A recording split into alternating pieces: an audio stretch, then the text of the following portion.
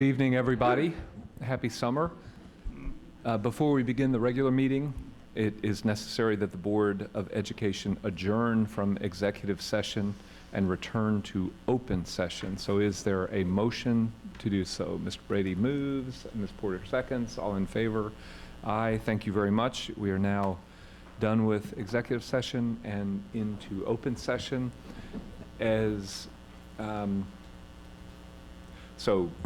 Let me just recap what we've done so far. The meeting started this afternoon at 4 o'clock, where we had a work session on the Code of Acceptable Behavior and Discipline and Behavioral Support System. No action was taken in that one. At about 5:25, we went into executive session and had a discussion of the 2015-16 summative evaluation of the superintendent. No action was taken on that, and we just adjourned that portion of the meeting. At this point, I'd like to ask you all to join us for our traditional moment of silence, and in doing so, I want to note, sadly, that Lauren Roberts, who worked for JCPS for 23 years, passed away of an illness we learned just at the beginning of the work session. So as we go into our moment of silence, I'd ask you all to keep her and her family in your thoughts and prayers. Thank you.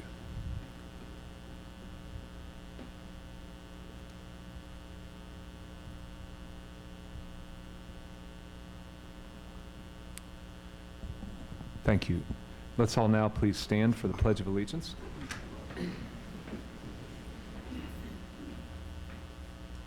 I pledge allegiance to the flag of the United States of America and to the republic for which it stands, one nation, under God, indivisible, with liberty and justice for all.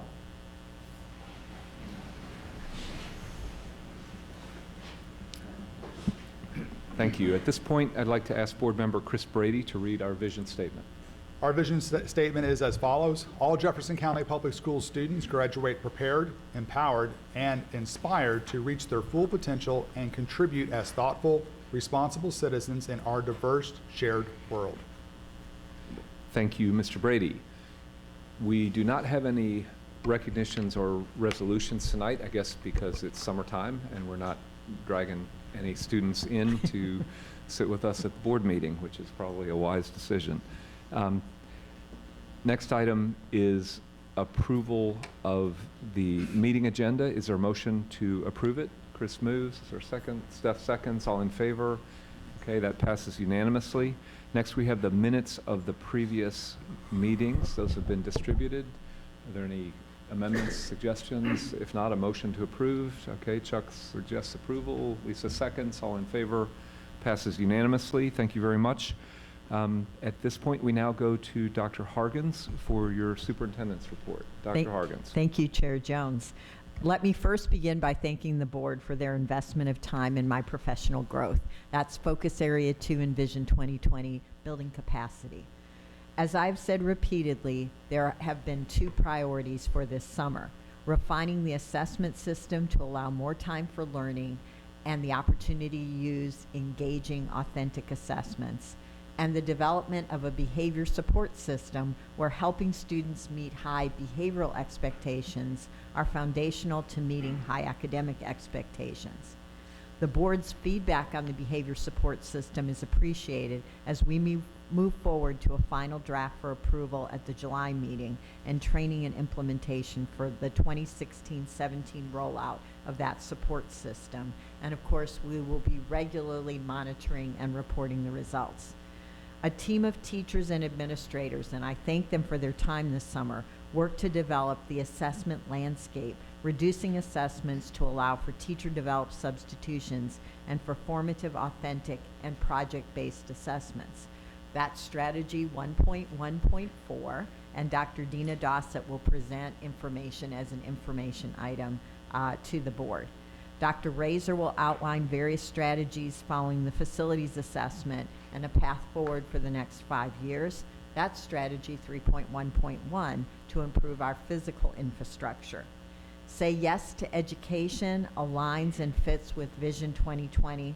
because it provides supports for students' instructional infrastructure, and that's strategy 3.1.2. We are beginning to define and create a deeper learning framework and foundation, and that's exciting. There are 3 pillars: caring, thinking, and communicating, and capacities and dispositions that include innovation, reflection, problem solving, collaboration, voice, negotiation, respect, compassion, and perseverance. And that's strategy 1.1. So Chair Jones, I'm recommending for approval the consent agenda later in this meeting. Thank you, Dr. Hargens. We'll move now into the action items, of which there is only one, which is approval of the final board summative evaluation of Superintendent Hargens. There is one speaker on this item, Lenora Moore. Lenora Moore, if you're here, please come forward to speak. Okay, Lenora Moore seems not to be with us. So what I would like to do right now is read what I believe is the board's summary of the written review of the superintendent's performance, after which I'll invite colleagues who would like to comment before the vote to do so. It's really just a regular agenda item. We will be voting on it, so if we have discussion or comments before that, and then we'll vote. So let me just launch into it. The board conducted, can't hear, thank you. Can you, is it on? Can you hear this better? Wave your arm, Tony, if you can hear. Okay, you can hear. All right, so I think I have to get closer to the microphone. If you can't hear me, thank you, please do that again. Great. So the board conducted the annual evaluation of the superintendent on June 14th, 17th, and 28th of this year. The evaluation was based on 4 performance objectives for the 2015-16 school year that were defined in last year's annual evaluation document. As part of the evaluation, the board defined objectives on which it directs Dr. Hargens to focus her attention in the coming year. If a single theme can capture the board's perspective on the past year, it's this: new goals call for new ways of leading. The board commends Dr. Hargens for developing an ambitious strategy to improve the education of all of Louisville's children, but is not yet happy with how Vision 2020 is being executed. We call on her to adapt her leadership to drive better execution of this strategy going forward. I'd like to now summarize our assessment along the 4 criteria lines that we laid out in last year's report. The first objective called for continuing to improve student learning according to state outcomes measures and also broader measures that JCPS defined. Last year, we asked Dr. Hargens to do 2 things. First, to continue to drive improvement as measured by standardized tests. But second, to define and start to implement instruction and assessment that engage students and teachers more deeply than did the standardized testing regime. Neither goal was fully accomplished this past year. Academic results as measured by standardized testing plateaued over the past year, while the personalized deeper learning called for in Vision 2020 has not yet been spread in any systemic way. The second objective called for developing an internal culture structured around high-performing teams, deeper learning, as called for in Vision 2020, and an atmosphere of trust. This may have been the hardest part of the board's review of this year, and that's probably appropriate because it's the hardest part, we believe, of Dr. Hargens' job. Board members don't entirely agree on what's wrong with the culture within JCPS or what needs to be fixed, but all of us are vexed by a sense that there's been little or no progress in this area. And some members even feel that district culture has regressed in the past year. Dr. Hargens must grow in her ability to build a positive culture if the transformation, and it is a transformation, Vision 2020 calls for some really aspirational things to occur, but if that's to happen, we need to see change in the culture. The third objective calls for promoting and expanding the capacity of all JCPS levels toward a standard of excellence in execution.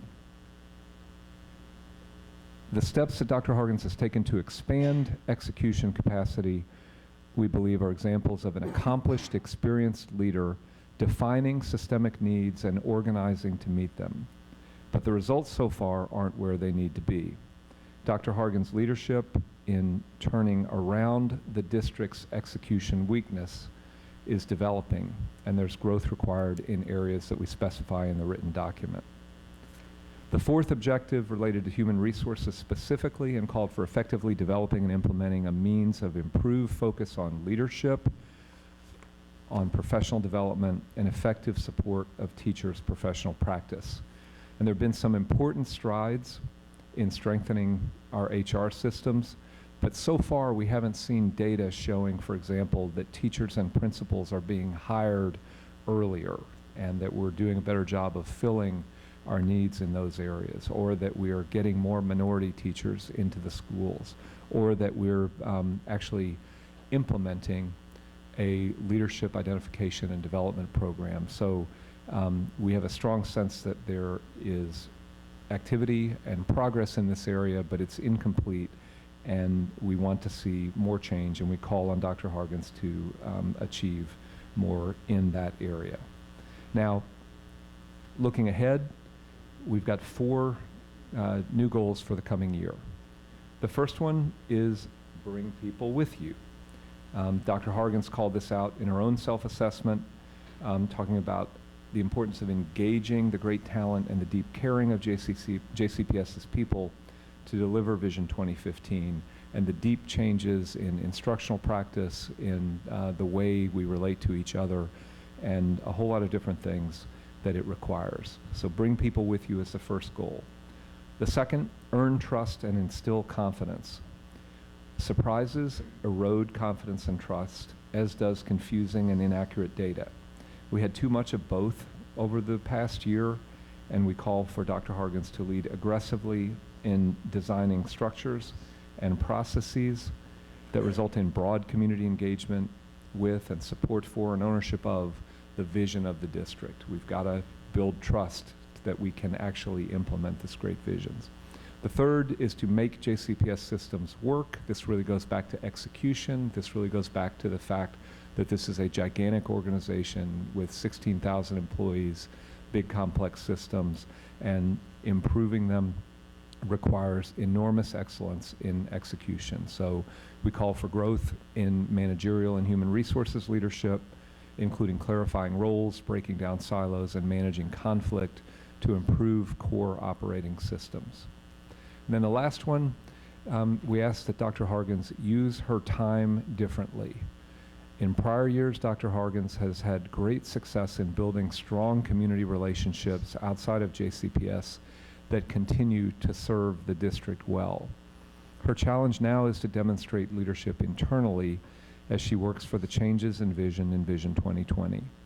The board and Dr. Hargens agree that this change is very hard, that demands for change are often heard by others as threats of loss of the familiar, and that gaps in understanding and trust can destroy the best laid and the best financed plans. To meet the challenge, the board calls on Dr. Hargens to spend her time on the big picture and address the future with the talented JCPS people who will actually build it on the front lines. In Dr. Hargens' own words, she must get on the balcony and to some degree out of some of the mire so that she can communicate with the people who are doing the hard work. Those are the 4 points. In conclusion, in the past year, the board has witnessed important accomplishments that leave us confident that JCPS is headed in the right direction. But there have also been obvious mistakes and omissions showing that the district still has a long way to go. Dr. Hargens and the board agree that she must step up to the challenges of leading this stage of JCPS's development in new ways, both professionally and personally. The board will look for Dr. Hargens to demonstrate this capacity, expects nothing less of her, and will support her in her efforts to make the district's vision a reality.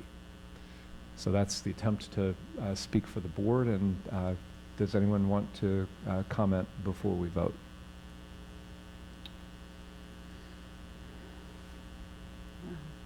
Okay. Linda.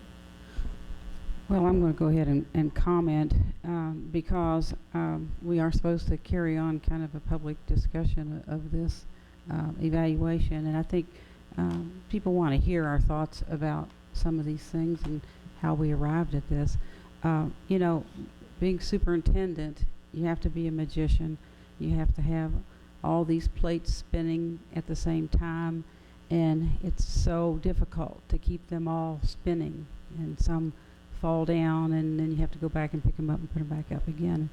And for me, it's been difficult to watch that I felt like Dr. Hargens has not anticipated reactions from JCPS employees.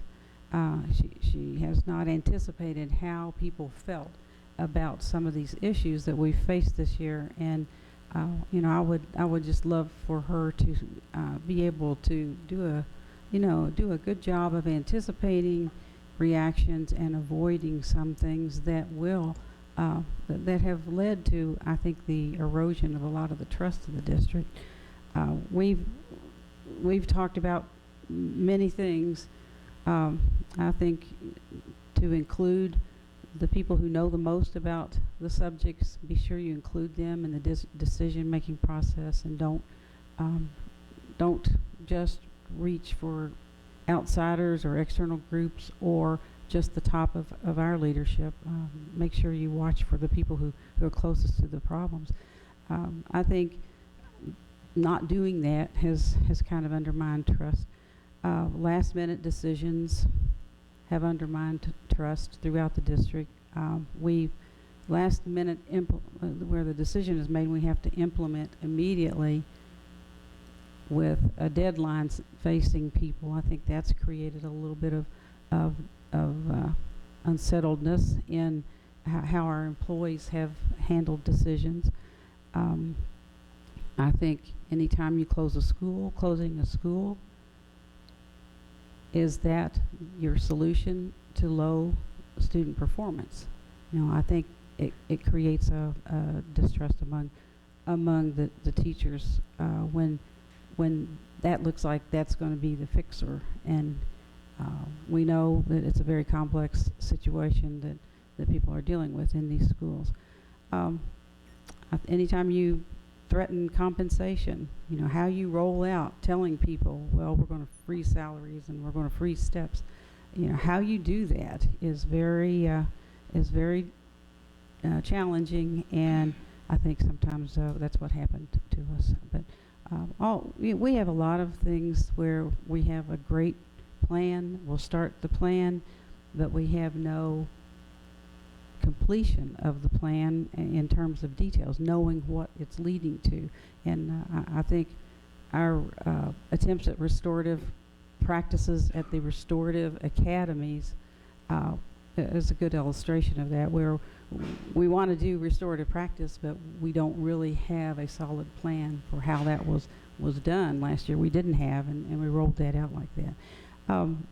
Minimizing our problems, I think, has been a trust issue, because people knew that these problems were big, and just like with underestimating bus referrals or our restraints, or those seclusions and restraints, everything around that issue. Not that we, I mean, the attempt has been to make sure that people think that we do fewer restraints than what is needed. And what we ought to be doing is letting people know, no, we need to do restraints. This is what we deal with, but we need the proper training to make sure that they're done in a way that's compassionate and going to produce the result that we want. But I just think there are many things that have happened this year. The apparent weakening of the code of conduct has generated a lot of this distrust. So I think recognizing those issues and thinking long and hard and getting people involved together with you and to solve the problems that you want solved, I think it's extremely important for Dr. Hargens to do and include as many of the people who know the most about these things. And be careful about our new hires, because we do have hires that aren't prepared for jobs, that it always feels like, you know, when you lose an experienced leader, the person who comes in and replaces that leader is not going to be quite at that level. But it seems like we've had a lot of that, where we've replaced people with people who don't always aren't able to come in and pick up and run with the positions as they are. So anyway, I mean, fortunately, we have a great example of our strategic plan, a great example of collaboration. I mean, it was a deep collaboration that produced the strategic plan. Thanks to people who took part here, our board leadership. Lisa led that committee, and all of our staff that took part as well. So we have, and their P&G development is a model example of how you do things in a collaborative way. Thanks to Karen Branham for that. And I just think we have things in front of us that are looking positive, that we can work toward. But we just got to avoid these pitfalls that undermined the confidence and the trust that we've had evidence of this year. And the behavior management plan, it's an absolute must that be successful. We must have a successful implementation. If we don't get behavior under control and under the management that we want, all the rest of our Vision 2020, I think, falls off the plate. Other comments? Chris? Mr. Brady? Thank you, Chair. It's been a tough year. There's no doubt about it. There's been lots, that's been well documented. I think we have had some hits. Strategic plan that member Duncan mentioned is an example of something that I think we've done right. We've also had and we're going to hear more tonight from an operations standpoint of the way we rethink and look at our facilities, which I think is something that this district has needed to do for a long time. So there are some definite pluses that have happened this year, but we've had some misses. Salary study, code of conduct, openings with buses and referrals and data integrity issues. So those things need to be addressed. I think it's been said that the superintendent of Jefferson County Public Schools is the hardest job in the city. And with all due respect to other elected officials and other community leaders, I think that assessment is absolutely correct. You're dealing with children. You're dealing with my children. You're dealing with the future. That affects people on a more visceral level than whether or not we have too many potholes in the street, or my garbage didn't get delivered, or I'm feel that my taxes or inappropriate or not accurate. So, and to do this, considering the multitude of challenges that we face as one of the largest school districts in the country, we cannot continue to do business as usual. We have to make change. And in order to do that change, we have to go in different directions. We have to look at things we haven't looked at before, and that's going to rattle some cages. That being said, we also have to make sure we do this in a measured approach. And there are strides and missteps on both sides of that issue. One of the things that I feel that was an issue that has been mentioned by various folks is an issue of trust. In order to move this district forward, we have to have trust of our leadership. We have to have trust of our teachers. We have to have trust of, or even our students and our community. We have to get beyond the point of looking at what goes on in this school district from some in the community as more than a sport. It is not. This is not something to say, oh, look, this person scored that point, or oh, look, this person did this. We have a lot of coverage that kind of covers it like that. And it's not just JCPS. There's a lot of important issues that are handled in this way. But we have to get beyond this. If we're going to be a mature community, we have to look at it in the longer term, and we have to be able to accept bad news in context.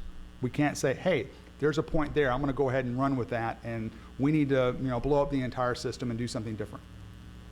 We have to acknowledge that this is hard work. We have to acknowledge we have significant challenges. We have to acknowledge that we have a lot of students that are not appropriately supported or resourced. And that is on all of us. I think moving forward, we have to understand and be honest about that. But as I said, as a community, we also have to be able to accept that and not react, and look for ways that we can improve and move ourselves forward. Within that lens, I think that what we can do as a district is we can continue to move forward, and we take what we've learned and we apply that, and we don't ignore it, and we continue onward. Through that lens, I think that we as an organization can continue to learn and accomplish the goals. We have a great pathway with our strategic plan. Execution's been a little bit rocky, but I think if we continue on that pathway, then we are going in that right direction. And I just hope that the community is ready to make the commitment that I know that a lot of our teachers, a lot of our staff, a lot of other folks that are in this room and beyond have made to the school district. We can't do it in a vacuum. We can't hold the community together in a vacuum, and we can't do it alone. We need everyone on the same page. So I think this is an honest assessment of the superintendent, but we also have to look externally, or actually internally at ourselves to make sure that we are not looking at this as if we're dealing with sport. So, thank you. Thank you, Chris. Let me turn my head to the right just to balance. Who wants to go down here? Chuck? Get tennis. I'm a parent of 2 JCPS children, and I am confident when I go to the classrooms and I see the eager spirit that we have in the classrooms, and I see the compassion that we have in our teachers, true, sincere compassion to raise the level of our children, not only mine, but others. We're not in short supply of life-changing dynamics in our schools.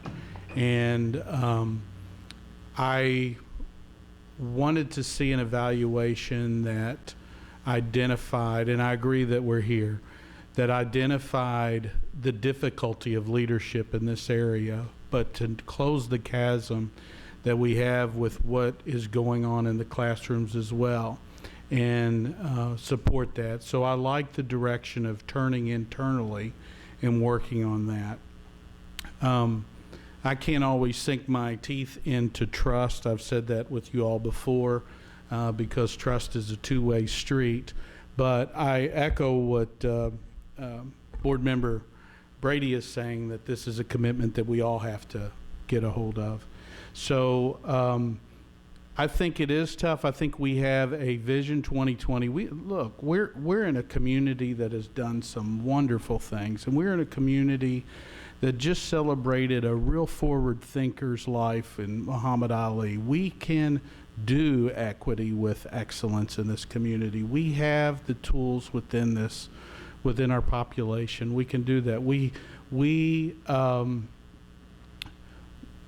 I wanted an evaluation that gave something to the superintendent that she could really focus in on, and I think it communicated it well. Yes, looking back on the year, there are some things that were some growing pains. There were some things that could have been handled differently, I do an evaluation of my own life, and I have a mixed bag of those things as well. So I think, Dr. Hargens, I think you're very intuitive, and so that gives me some comfort that you can hear the message that is being sent by the board. But I also know that you can gather people around you, and we want to see more of that lead in different ways that you lead, that instills more collaboration, instills more, but what we see for Dr. Dalton shared with us, with more people involved. And I know the resources are out there when I'm in the schools. I see it every time. So I hope that you'll take this evaluation, and you will, from what I've seen in the 3 years that I've been working with you, you take those things and you itemize them, and you got to focus, you deliver a focus on them really quickly. And so I think they speak very directly to the needs that we have in the tall task of carrying out Vision 2020, which is really a community task for us. Thank you, Chuck. Who wants to go next? Lisa? So I think there's, I'll always start with the positive. Am I? Attracting waves from the back. Okay, Thank so you. to start with the positive, I fully support our Vision 2020. I think it's not an evolutionary, but a revolutionary document. It really did have participation of the broad community in its development, and so I feel very clearly that we are all pointed in the right direction. Also, on a positive note, I appreciate that Dr. Hargen's self-assessment matched very closely the board's assessment of her performance and where to go next. So I think that is a very positive sign. My largest concerns have to do with climate and culture. And I think that that's where that cultural leadership piece that we've really called on you to lead us forward with that. I just think it's vitally important. Three aspects of climate and culture: staff morale, trust, and collaboration. We've heard those words from other board members tonight. I think the staff morale, in Dr. Hargen's own words, she needs to give the work back to the people on the front lines, and I think that's absolutely right. I think our Vision 2020 cannot be realized without the buy-in and the full participation and the belief of the folks doing the work closest to our children. So that's just vitally, vitally important. And I think one of the ways we get there is through deeper collaboration, bringing people to the table sooner, when questions come up, when problems are being solved, when we're looking for solutions. I would ask that we go right to the people closest to doing the work, to hear from them, to understand their challenges, to hear their ideas, to hear their inspiration. Chuck put it so well, we have such passion and talent in our classrooms, and so we can tap into that and really mobilize that for the success of our students. So I hope that that's what we'll see in terms of cultural leadership moving forward. And then the last piece, that trust piece that can be so hard to define and so elusive, I think there are two important pieces of trust. And Dr. Pat Dolan, when he was here a couple weeks ago, one of the things he talked about was the way we instill trust and the way people believe in the positive stories we tell about ourselves, as if we're also willing to tell the not so positive and the negative stories about ourselves. And if we're just honest about where we fall short, if we're honest about where our challenges are. And the other piece of that, I think, is the clarity and the reliability of the data is of utmost importance. As a board member, as board members, that's what we rely on. We need to understand that the data will be presented consistently, clearly, in the same format so that we can follow trends, so we can see what's really happening, understand what's happening in the lives of our students, what's happening in the classroom, and that goes for student achievement data, behavior data, all kinds of staff morale data, these things. It's just so important that we're able to rely on that. So I think a fuller telling of our stories, both the not shirking the shadow side, I guess, and just clarity and transparency. I have great hope that we are pointed in the right direction. I have a deep belief in our community. I have a belief in our vision, and that this board is going to rally around, and we're going to get where we want to go. Thank you, Lisa. Steph, then Diane. This was a process that evaluating the superintendent, it's one of the chief duties of a school board member, so I take it very seriously. And I think the document for me, 7 board members are presenting this to the public as something that we have agreed on.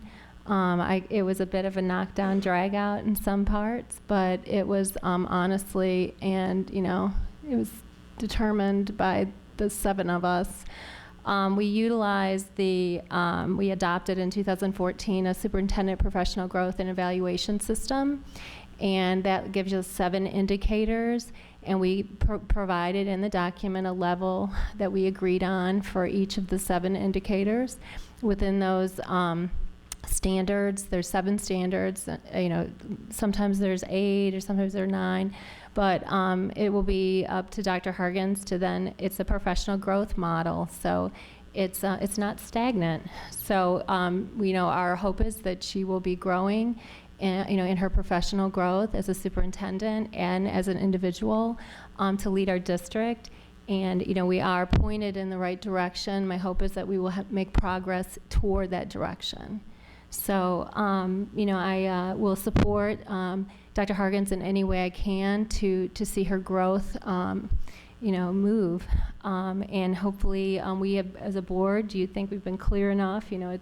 She hasn't had long to read it, but hopefully we've been clear enough for the indicators, the standards that we've chosen, that she can look at the indicators in that professional growth model, that superintendent professional growth evaluation tool, to be able to have it be pretty clear those are research-based standards that she can look at and really make movement on her growth. So, but it was a process that I hope that the board can also grow. This is not something we just meet once a year. We have met throughout the year, and we will continue to do that and do check-ins on this progress. Thank you, Steph. Diane? Thank you. Can you hear me? Okay. Just wanted to take this opportunity to say that the evaluation process was a good opportunity for growth, not only for the superintendent, but for the board as well. And one of the things that we are challenged to do, and that the superintendent is challenged to do, is to move forward with difficult issues that impact learning. That's what we must do. And sometimes when we get to things that are difficult, then it becomes problematic because it's difficult. So I applaud the district with the superintendent for moving forward and calling out things that need change. Two of the things that I would like to just briefly mention is the code of conduct, because when we are told that there are inequities with what we're doing with our students as it pertains to suspending students differently, then we have to be responsive to that. And again, it may not be comfortable, but it's a fact. So we are moving forward to look at things closely and to recommend changes. No vote was taken tonight. Do not email me. We have not voted tonight. We're not voting tonight. We are continuing to learn and listen. But That's one thing that we are trying to be inclusive of. And early childhood was something that we needed to change as it pertains to our health records and those kinds of things. And we have aggressively attacked that. We have been rewarded with our work by receiving the Head Start grant, which was a huge amount. And when we talk about things that we are looking at differently, we know that we have priority schools. The opportunity to hire a priority schools director is significant for this district, to depend on the work of that person with others that are working on academic success. We can be successful with that. Some of the things that we know that we're working on, that, and some of my colleagues have already said this, as it pertains to hiring, retaining, and recruiting folks to come to the district, and that means teachers, administrators, and all staff, period. And what are we doing for strategic supports to keep people after we get them here? It's easy to hire, but you always also have to support in order to keep. So I'm particularly interested when I came to the board about the lack of minority hiring. We still are not where we need to be, and I will continue to call that out until we get to where we need to be. As it pertains to supports and resources to our schools, the district is beginning to talk about that more because our schools are different. The population we serve is different. If we have schools that have a high free and reduced lunch number within the schools, then we are obligated to provide resources to make things work within the schools that we're serving. We talk about confidence. I'm thinking of C words, and someone mentioned Muhammad Ali, which I'm still under the cloud of being at the Yum Center. And on the TARC bus, I saw something that says Ali, the greatest. JCPS can be the greatest, but we have to come together like the people came together at the Yum Center. We have to be focused on the goodness for our staff, the goodness for our students, and the goodness of our community. I know we can do it. The question is, will we do it, and will we do it every day? So I am convinced. I have confidence. I don't use that word trust much either, but I have confidence that we can get to where we need to be. I think we have a district that has compassion for our students and compassion for our staff for learning. So I would suggest that as we move forward and as we continue to do good work, that we take time to celebrate. And I'm looking forward to the next year. We have high expectations for the superintendent, but we have them for everyone else. So I think it's important, and I look forward to the work that we will do with Dr. Hargens, the staff, and the students of Jefferson County. Thank you. Thank you, Diane. Let me wrap this with just a couple of comments of my own. First, I want to thank the board for the enormous amount of time that each of you put into this process, and also the seriousness with which you approached it. I have been involved in a lot of reviews of senior executives, and every year I am struck by the amount of energy and candor and really deep emotional investment that this board puts into this task. I know that in theory we're supposed to model behaviors. We sometimes try to talk about ourselves as a professional a professional growth organization, a professional learning community, all this. But I think in this instance, I really do hope that our teachers and our principals get the same kind of review and focus on what they need to grow, because Dr. Hargens has an enormously hard job. I agree with Board Member Brady that it's the hardest job in the city, but there's no way anybody can succeed in a job like that if somebody doesn't help them figure out how they can do better and what the areas are. Now, I also want to thank Dr. Hargens, because I don't know of anybody else in the city, and with the exception of candidates for national political office, I don't know of anybody else in the nation who has this kind of review done in public. And this is an extraordinary thing to to go through and then turn into something productive. But I thank you for the positive focus that you have brought with this.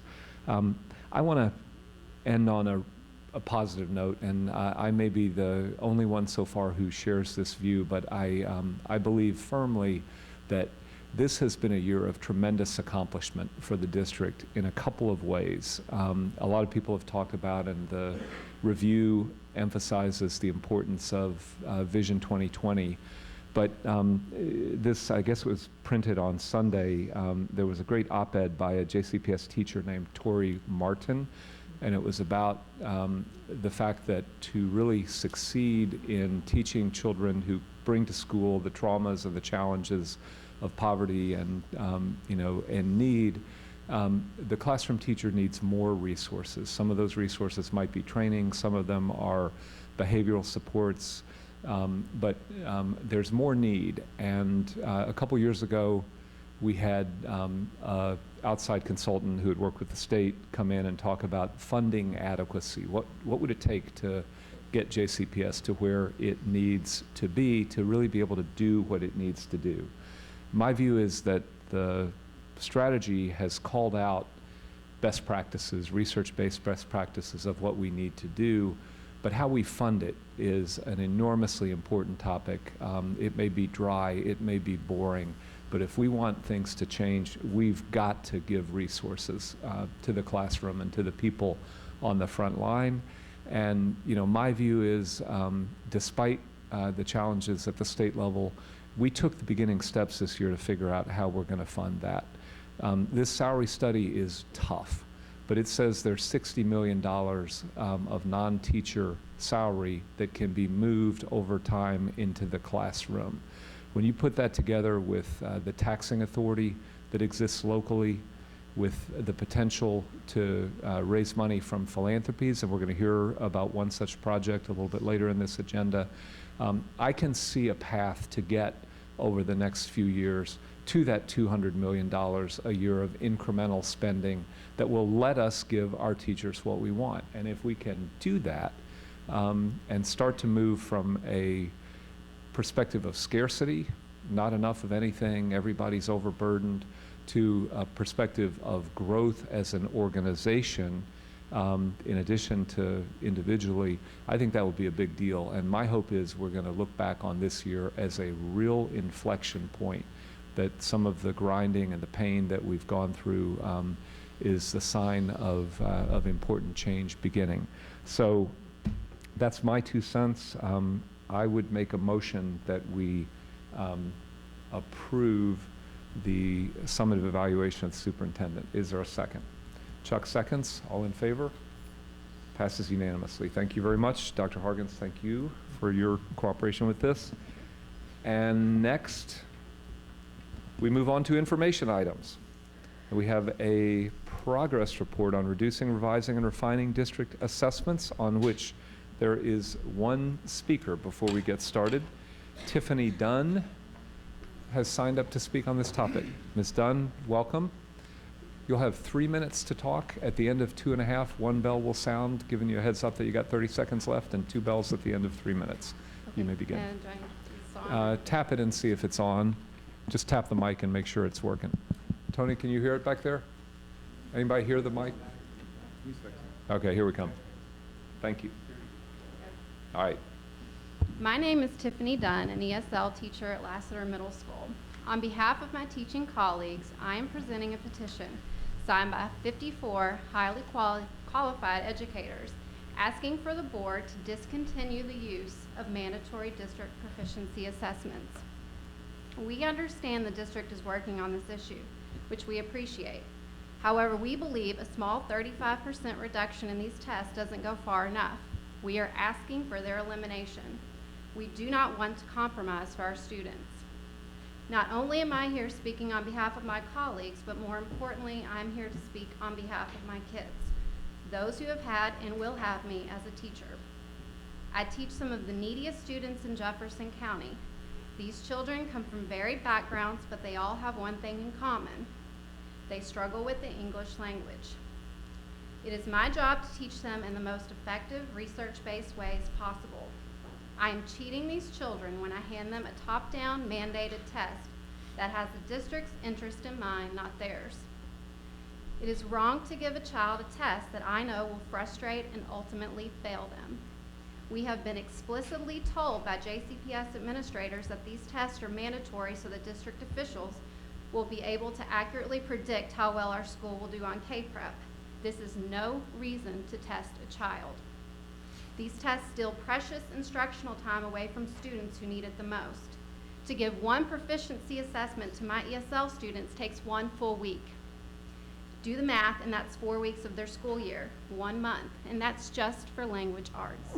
These tests force teachers to stay on a teaching and testing schedule that does not meet the needs of all students.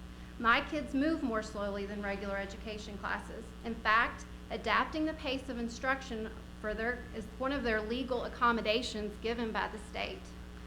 There have been many times where my students were not ready for proficiency assessment, but I was forced by administration to give it anyway just to stay compliant with district timeframes.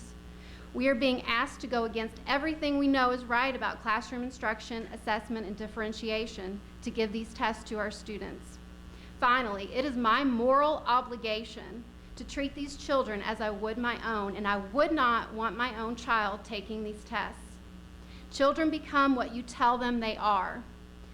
To tell a child over and over that they are novice does nothing but crush their spirit and what love of learning they have. I consciously object to giving these tests to my students, and I again with my colleagues ask that the board eliminate all district proficiency assessments.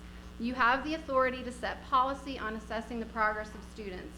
We need your help setting a policy that will push the district to do the right thing for our students. Thank you.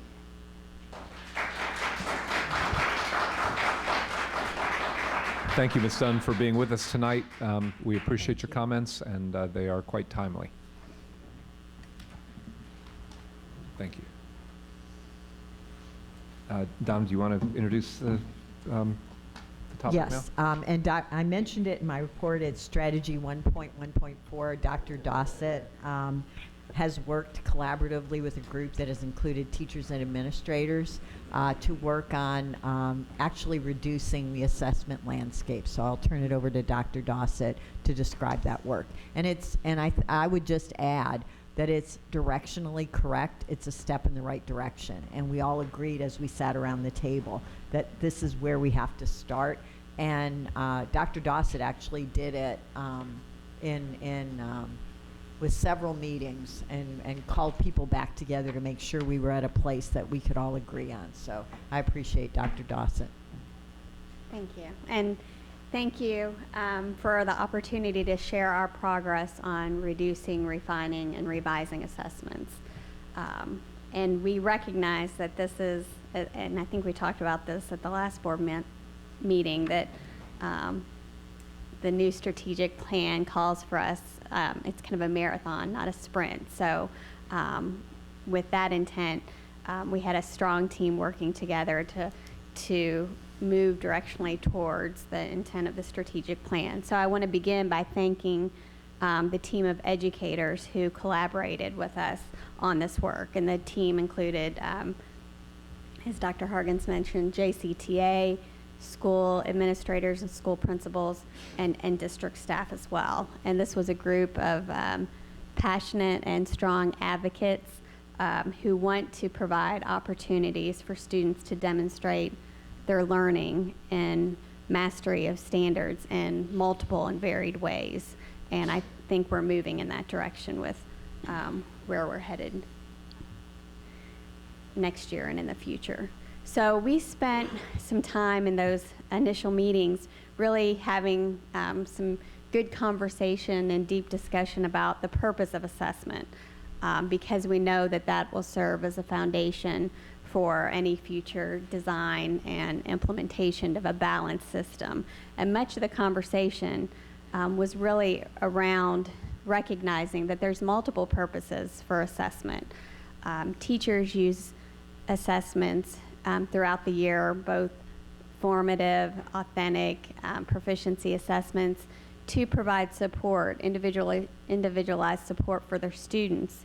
At the district level, we use assessments to provide support to our students through interventions, but also to our teachers through additional professional development opportunities. So there's multiple purposes for assessment, and we agreed as a group that we need more time and more input, broader input, to really craft a strong purpose statement that will lead us in our work around a balanced assessment system. So we turned our focus to working on the 16-17 assessment landscape.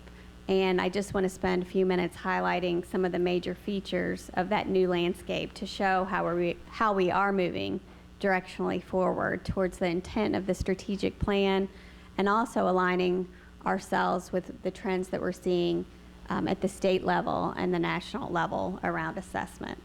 So what this 16-17 assessment landscape does is it does reduce the number of proficiency assessments, potentially more if when we allow opportunities for schools and teams of teachers to use their own assessments as a substitute.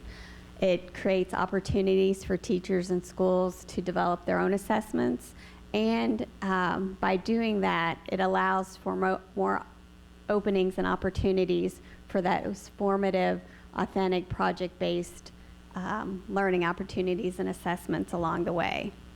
So I don't want to spend a whole lot of time on this slide, but do want to kind of walk you through what it looks like in terms of a visual representation of the assessment landscape. So across the top, we have the content areas, reading, math, science, social studies, and down the rows we have grades. And we recognize that high school gets a little tricky. It really goes by end of course, but we have it represented here in grade levels.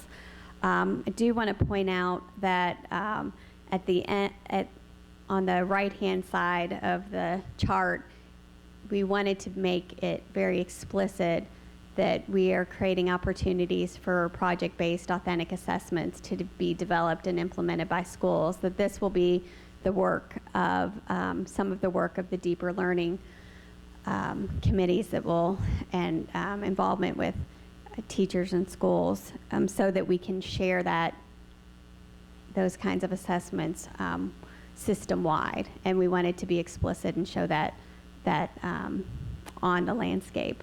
So in red, the cells there represent elimination from the landscape. So that shows across the board at the fourth cycle, because it's close to the state testing window, that fourth cycle will be eliminated. The cells in orange represent opportunities for schools and teachers to substitute their own assessments on those standards, and an opportunity for more teacher and school voice in that process. And then the white represents still maintaining those district proficiency assessments. Where there's red, particularly at the primary level in science and social studies, we're anticipating that this will allow for more project and, again, authentic assessments. We've heard from the commissioner that is the direction that the state is moving. He's talked about a kind of a closet by which teachers and classrooms can implement project-based learning opportunities. So if I've just covered a section on ecosystems, that I'll be able to go to my toolbox and develop a project-based assessment of those ecosystems. So we want to make sure that we have opportunities for that to occur throughout the year as well. And then just to highlight a few of our next steps throughout the course of the 16-17 school year. We talked again at the beginning around the importance of that purpose statement for a district assessment system and how that will help shape the design of the future assessment systems. We want to also make sure that we explore ways to demonstrate mastery of standards through a variety of methods. Allow opportunities for teacher teams to collaborate with our district curriculum specialist. Ways for us to share examples of project-based assessments throughout the system. We recognize the need to build our capacity around assessment literacy. What does that look like for teachers? How can we support them in their professional development and learning how to assess students differently? And then we know that we've been talking a little bit about adaptive changes, but we also have to talk about some of the technical changes that come about through this type of movement. So exploring some of those technology changes to allow for more customization in our software, so that teachers have and schools have some voice in what they're assessing on. So we have, through this team, reached a general agreement on what needs to happen, and now the fun part of how we make that happen begins. And we will be sure to include and broaden our input from teachers and district curriculum specialists along the way, so that we have a broad representation and group of voices that can provide input. So with that, I conclude our report and happy to answer any questions. Thank you, Dr. Dossett. Other questions? Chris? Okay, so I'm glad that we're moving forward to reducing some of our assessments as outlined within our strategic plan.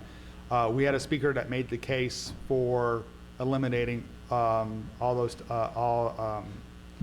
proficiency assessments.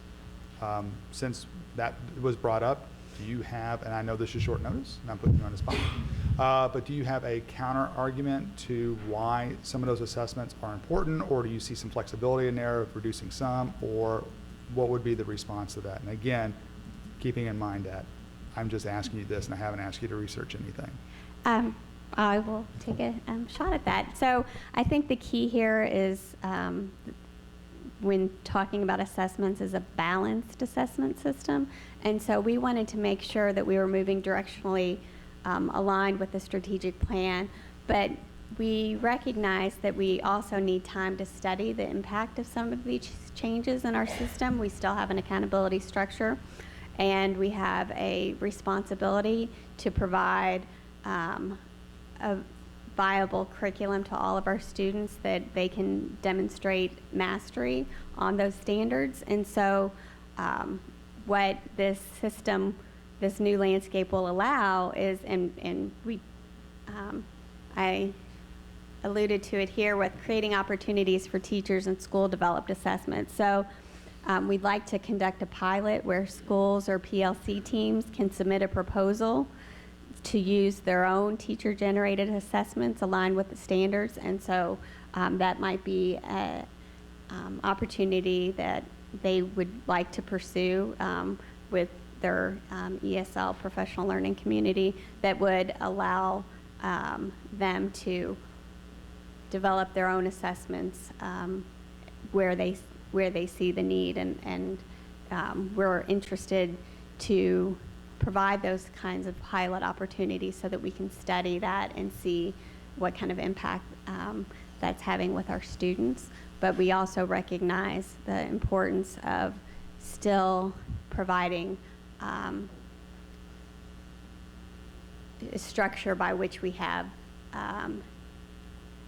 a pacing and of those curriculum maps and standards district-wide. And so I foresee in the future where we can create a system that allows teachers to have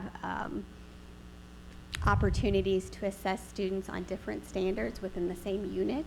And so I think we're moving in that direction, but we just need to make sure that we have the support and structures in place to allow that, because that's you know, and we talked a little bit about building assessment literacy, because that's a pretty complicated and sophisticated type of strategy for teachers to be able to do that for all their students in their classroom. So we need to make sure that we provide those structures and supports to do that. But I would encourage them to submit a proposal to be one of those pilots where they can try their own assessments.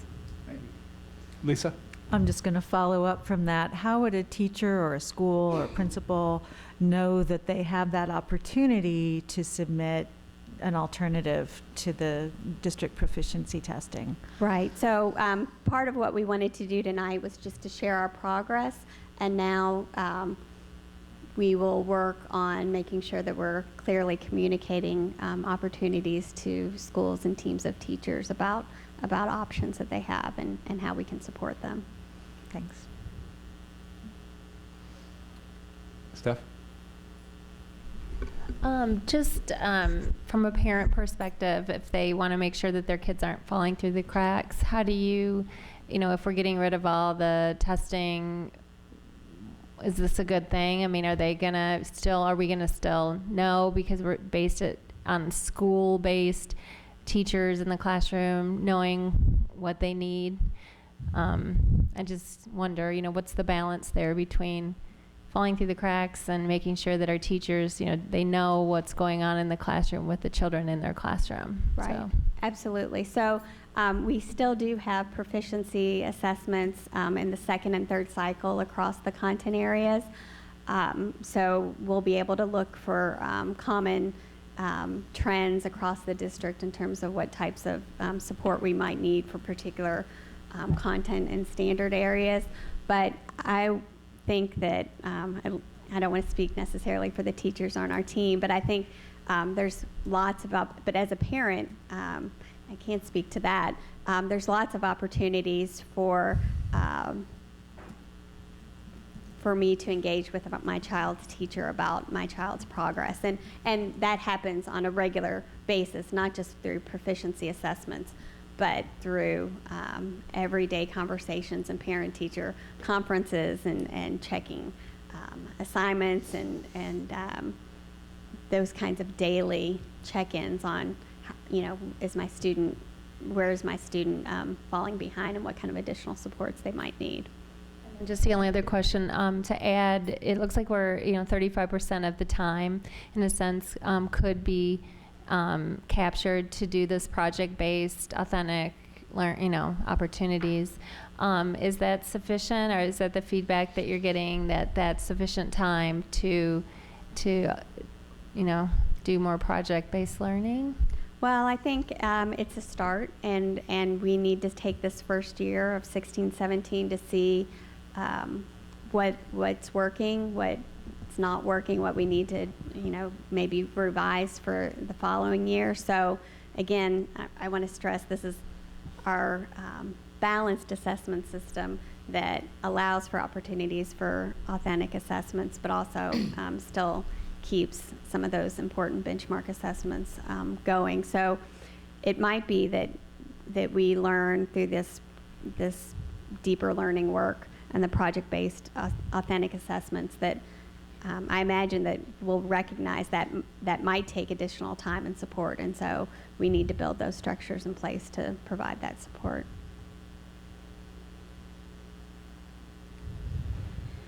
Okay, I have one question, and it's kind of simple-minded.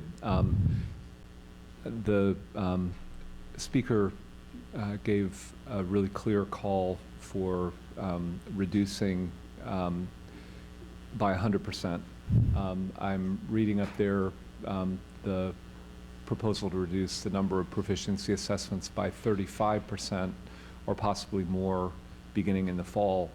Are we talking about the same thing? Because there are a lot of different kinds of tests, and it's difficult for a non-professional to keep up with them all. That's a good question. And so this assessment landscape represents our district proficiency assessments or benchmark assessments that we give district-wide.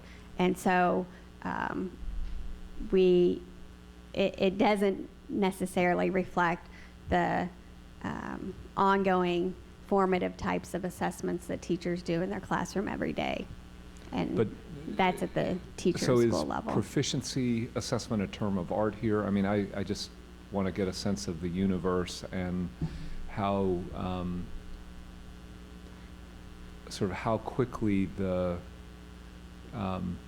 call in the strategy for trimming away tests that we don't really need to create space for real learning and other things that we want more of is actually happening, and sort of what 35% represents, is it a big step or a small step? And Well, I think it's a pretty big step. I think it represents a significant change from where we were last year, while also still allowing for us. We know that we will be changing our accountability system and state testing system in 17-18. So I think this is a move in the right direction. I think it allows for us to take on those types of assessments that the commissioner is talking about, and assessments that teachers are, I think, and students are wanting to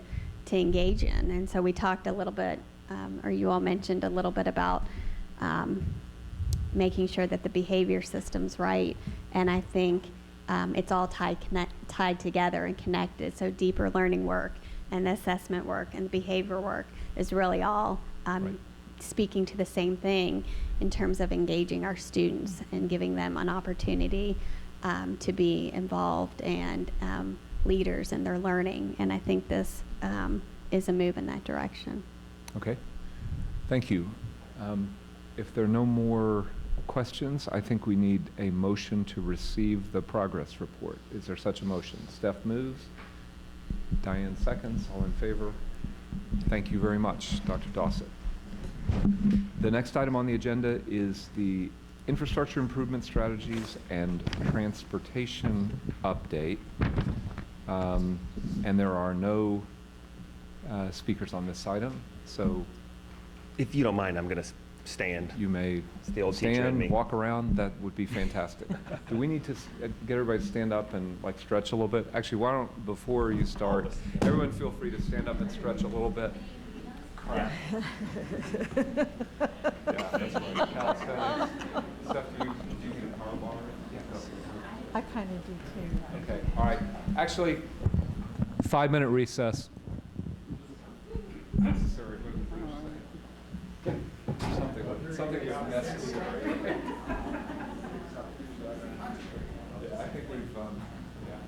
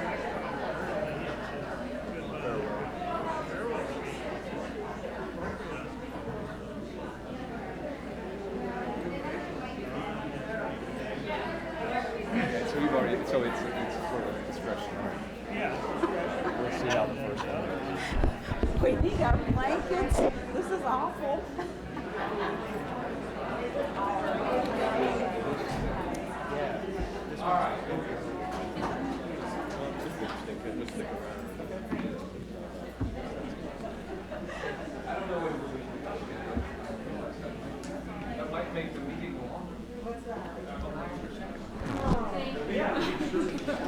Well, that's true. That's a sense of urgency, too. Oh, That's so good. That's so much better. All right, let's come back to order. I've been scolded for letting go of one of the most important tools for causing the meetings to end in a more timely way. So sorry about that. Dr. Razor, the floor is yours. Good evening. I want to start tonight where I ended a few months ago when I presented the facilities assessment to you. Thank you for the visual aid. And it's really the overview of the assessment if we're looking at it from the balcony. We have a habitually underfunded and undermaintained, pretty much as our SOP, standard operating procedure, for the, not foreseeable, I don't even know the word to use, as far back as we can look at it. It's not something that was done the last 5 years, the last 10 years, the last 25 years. It's just sort of the nature of the beast of large urban districts that went through the baby boom, as we did. So now we have aging and out-of-date systems and fixtures. We also, because of shifting population and dwindling population, have excess seats and excess district offices. The other thing that this has caused, because we're only getting to so many buildings a year and we've not built new buildings, you know, as we said the last time we talked, our newest high school is going to be 50 next year. So we have a widespread inequality of infrastructure. And then I think the most important thing, just to reiterate, is the current trajectory is not sustainable that we're on. So, like I just already said, you know, it's been stated, we're not the only large urban district in this situation, which is some comfort because we can look at what other large urban districts have done. And just so happens, two of our peer districts, as I mentioned last time too, Baltimore and Austin, are really just about 2 years ahead of us of where we're at. So it's nice to see what they've done and to be able to chat with them. And I actually was able to visit Austin a couple months ago and see firsthand some of the things that they're doing and learn some lessons there. So really, if we look at this from a really high level, there are 3 ways that you attack a problem like this. Well, you fund to meet the need. This could also be known as you throw money at the problem. Well, if you don't have all the money to throw at the problem, you go to the very converse of that, and you reduce the need to meet the funding. Well, I could show you charts and graphs and lots of figures, but we can't reduce the need to the size that it would need to be to meet the funding that we have to be on a sustainable trajectory. So we're probably in a situation, I know we're in a situation, where we're going to have to do what our peer districts have done, and it's a combination of A and B. We increase funding over time, we decrease need over time, and we find where that happy medium is for us, that we all can find not only adequate, but equitable for all of our students. So what's that look like? We have to have a short-term plan to right the ship, to start us moving in the right direction. But then we also need to have a long-term vision of what do we want this district to look like. Sort of to what the city of Louisville has done. I believe they did it first in 1990 and then again a couple years ago. You look out 25 years. What do we want this district to look like? So what's that look like when you start doing this? You consolidate separate programs so you can maximize educational and financial impact. So for example, if you have 2 schools that do exactly the same thing and they could be combined and your fixed costs go down but your resources go up that you can put into that school, that's a win-win. The other thing that does too, because you have to realize all infrastructure is connected. The more schools we have, the more separate programs we have, the more buses we need. A bus, just a good round number, is around $60,000 to operate a bus annually. So if we can reduce buses, that also reduces the need for the funding for that. And it's not just programs. I did put up there under the asterisk that when I was in Austin, they also have centralized athletic and arts facilities that multiple schools can use, where on Fridays and Saturdays during football season, they're just rolling schools through there with a early evening and late evening game, then 2 or 3 games on a Saturday, and the same thing with basketball and baseball, where you can have top of the line facilities, but you're not spending that at 20 some high schools. That would be our case. The same thing with arts facilities as well. You right-size schools and buildings to meet the need of the population. So if we have X number of elementary students and X number of elementary seats, you try to get your seats to match up closely where that needs, as well as offices. Do you have more office space than you need? You know, again, if we can get rid of rooftops, that takes away from fixed cost. And what it also does, again, is it puts money back in the classroom instead of putting it in infrastructure that's underutilized. And once again, that also saves buses. So the other thing that a lot of our peer districts are doing, and a lot of districts across the nation, is they're building newer energy efficient buildings, similar to what we're doing at Norton Commons right now. But it just doesn't have to be at a building like Norton Commons. You can also modernize the viable buildings that we have and bring them up to very high efficiency standards. And we've been looking at some numbers, and we're with and I know this sounds like a large number, but take it in the context of 1.4 billion. A $20 to $25 million one-time efficiency investment could yield up to $4 to $8 million a year in savings, which very quickly pays itself off, and then you have money that you're putting back into the classroom instead of into the electric bill or the water bill or the heat. Something that you have to do depending on the school, and I'll use 2 schools that we would probably identify as what I would consider flagship architectural schools. The Academy at Shawnee, Manual High School. 2 buildings that are worth, in my estimation, the attempt to save as structures. If you're going to go in and do a full-scale renovation in those buildings, it's really hard to do that with kids in the building, and it's impossible to do that over an 8 to 10 week period over the summer. So what what our 2 peer districts have done, and Seattle, Washington does it as well, Wake County, North Carolina does it, creates swing spaces. Either finds a school that can be vacant, builds a school as a swing space, or puts in temporary classrooms as a wing of the school is renovated for 1 semester, then another wing, and you move in and move out. But this allows us to truly renovate our buildings. And that's going to be another recommendation, is that we do truly do renovations of our buildings. We don't just replace the HVAC system and then anything else that we can afford to throw in along with that. An example of this, Southern High School just got a beautiful renovation. If you've been in their new auditorium at Southern High School, there's spots on the ceiling because we couldn't invest enough to replace the entire roof. So brand new building or brand new renovation that now we have to go in and fix the roof because we just didn't have enough money to spread around to do that. So we've got to start doing things right. The other thing that it looks like, and this is really the most exciting thing, this is where, if we're looking toward hope, is what's this look like? It's a 21st century learning environment.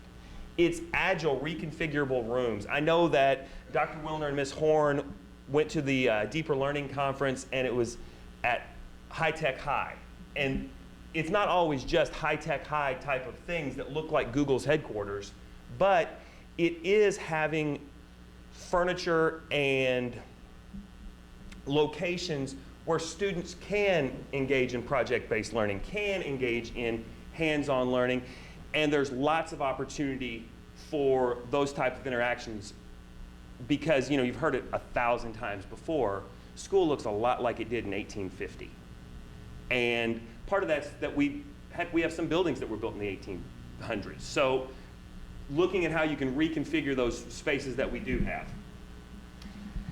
And then finally, you maximize viable building usage by exploring different grade configurations. So if we have an underutilized building, a building that is not at capacity, but it's in good shape,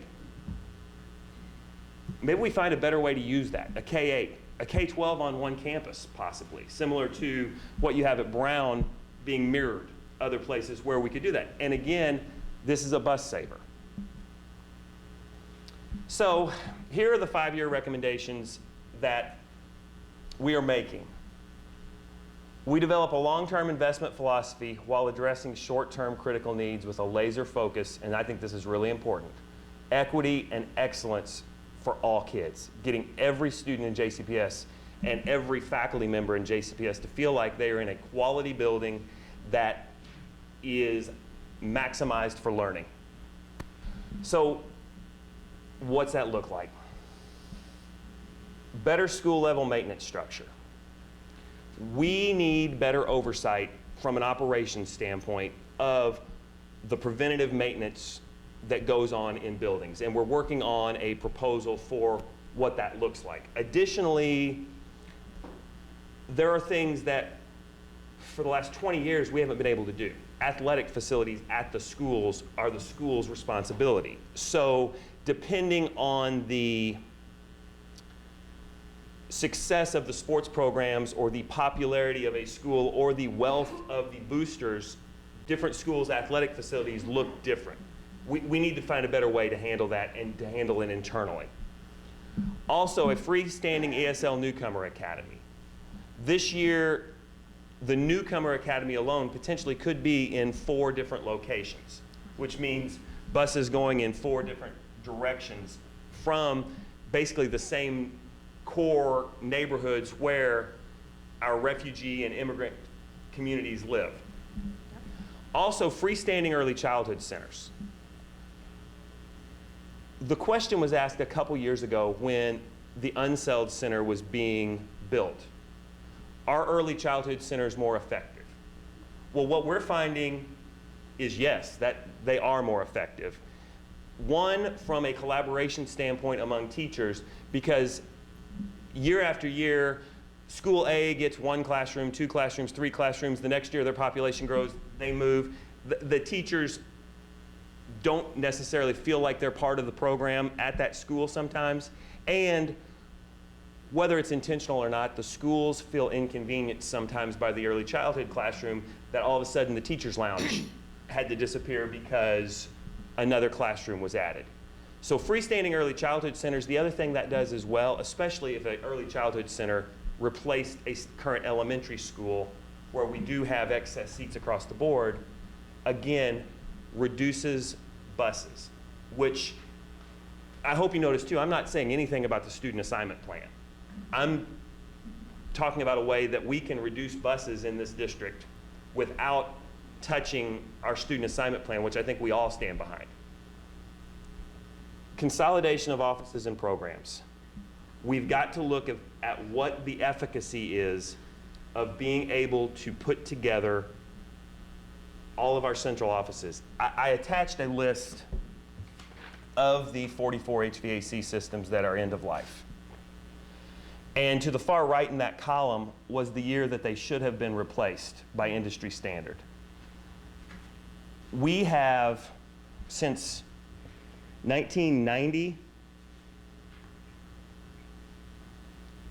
not addressed the Lamb building.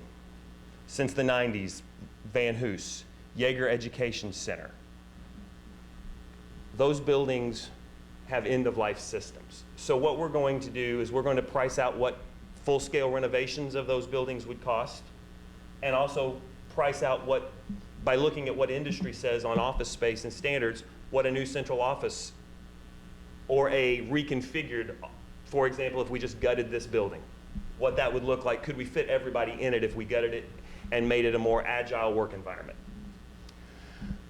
I mentioned already the one-time energy savings investment. We hope to bring a proposal to you sometime this year for what that looks like or what the beginnings of that looks like. And what I'm talking about are LED lighting, better windows, and especially for some of our school buildings, if you were renovated 5 or 10 years ago, on our current schedule, you're waiting 25 or 30 years until the next major investment in your school. So this gives every school something as well. We've got to fund maintenance based on need. We've got to truly zero base it on what we need. As I've been looking deeper into this, I find that we're doing things that are short-term savings but long-term expenses. In other words, replacing the floor that buckles because the wall leaks instead of replacing the wall because of doing that. That's something, again, that's not sustainable. Reduction and repurposing of campuses, I've talked about that. And then finally, what I think is the most important thing is we've got to create a community-supported plan. So now I want to talk about something that has been the bane of the 7 and probably 8 of your existence every time it comes up. The district facilities plan. It's that big, thick piece of paper. It's that $800 million Ms. Porter never wants to see again. It's the other $400 million tacked onto it that puts it up about $1.2 billion and will probably be a larger number. And just so happens this is the year the plan needs to be revised. And that process has never been effective because it's just been this billion-dollar buffet that you're looking at going, what are we doing? Well, we need to take the buffet off the table. We still have to list those needs. We do get funding for that. But we need to talk about what we're going to do and what we need to do and what people want to do. So we've got to address them a la carte. And where do we start? We start with the 44 buildings that we have that are end of life.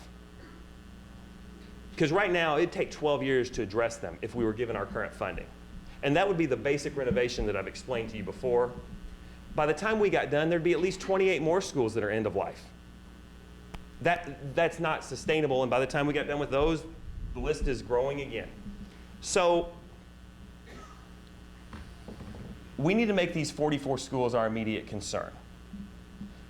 When we meet with our local planning committee, which is a very diverse group of community stakeholders, of teachers, of building administrators, of local zoning officials, a board member, central office staff. Before, we've brought people in, we've explained what the need was, we put it on paper, people saw it, and there it was. We're going to take field trips. We're going to get in our cars, we're going to get a bus, I've got a few of those, and we're going to go to the schools and look at what the need is. And then we're going to go to Norton Commons. And we're going to show what new looks like. And then we're going to go to maybe some other districts and look what renovated looks like there. And ask this committee, what do they want for their schools? With the goal being buy-in across the board. So here's what the timeline for this looks like. In August, the board will vote on the community members that we recommend as management for the committee, and in September we'll begin meeting. Then in December, the draft district facility plan will be completed, and the committee will vote on whether that is what they want to come forward with, or will basically come forward with a plan. January, a draft of that is approved by the board, and in February, the district facility plan is approved. And from that point, that's February, any decision on increased funding comes in August. That gives us 6 months to get community support around the plan that we have. And you know, the one thing I do want to say is, even with that, it's still a pretty deep hole to dig out of, but it shows that we're moving in the right direction. And I don't think we've ever fully gotten that community support around that. So what my theory of action is for this, and our theory of action on our team, is if we make innovative efforts to become more efficient, truly maximizing every dollar, and authentically, and I think that's important, authentically involve the stakeholders and community in the decision-making process, we can gain the community support needed to fund the infrastructure of our school district to ensure equity and excellence for all children. Happy to answer any questions you might have or any comments. Thank you, Dr. Razor. Who would like to begin? Linda? I have a question about the, and I guess this is to you, David. I noticed it said there's a school board member supposed to be on this committee, but we have taken all of the board members off of all our committees. So would we make an exception for that? Which, are you talking about the local planning? Local planning committee? Yeah. Yeah, I think we'll have to look at that. That was not a committee that I remember. Was that one of the committees we took somebody off of? Or is that sounds like a new It's a new acronym to me. No, it's the district facilities planning It's a committee, okay. but I That's think what you were on? Right, Okay. and it's required. yeah, it's my required recollection by is that it is statute. To have a Okay, board so if member it's on. statutory, then it's still a requirement, and the committee has just sort of been in abeyance, and you're Yes. reconstituting it, right? So that's a good call out, but we will make sure we do that the appropriate way and figure it out. Chuck? I know there's a lot of layers, so I recently had talked to the athletic directors and just trying to see what some of their needs are, specifically the middle school, because that is a growing extracurricular opportunity for our middle schoolers. You ask, you usually receive. So I asked them to give me some ideas of what they need with some of their facilities and everything. And I'm going to kill two birds with one stone here, Chair Jones. So I've got some notes that I will give to you as part of my board report, and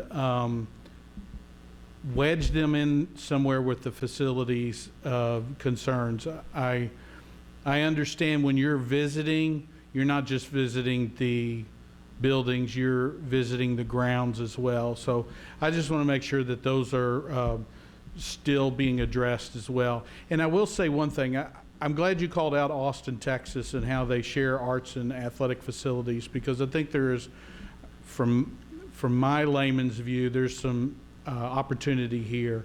And I know that the middle school athletics, one of the things that they are hoping to have is maybe two or three hubs around the county, so that all their sports go to one place, because they may not have the budget to maintain a field. Or so I guess just watch your email. I'll be sending this. Well, and this is one of those areas, I think, where we can truly learn from smaller school districts, because smaller rural school districts are in the same boat we are with a whole bunch of high schools. Can't build 3 middle school football fields and a high school football field and a practice field, so they build a nice turfed field that they can use continually. And the same thing with arts for every school to use. So I appreciate the feedback. Okay. Other comments? Chris? I do want to say I appreciate the hard work that's gone into this, and also thinking outside of what we've normally done. This is obviously not status quo. We're looking at different ways of doing things. You're looking at other districts. Some of the things that I wanted to call out is when you do your field trips, obviously the first net zero school in the entire country was done in Warren County with Richardsville Elementary. So there's an option for you. I know it's 2.5 hours south of here, but that might be something to look at, especially from a standpoint of energy savings. And I think there's another net zero or very close to net zero school that was in northern Kentucky, so that might be even closer. So there's this suggestion there. When this story first got distributed earlier this week, there was some discussion that came my way via social media. And one of the comments was, K through 8, what a great idea, or really wish this was happening sooner. My kids are in middle school, things of that nature. And I'm like, yeah, I know my kid's about to go into middle school. I understand where you're coming from. My understanding is that you and I have talked about this in the past.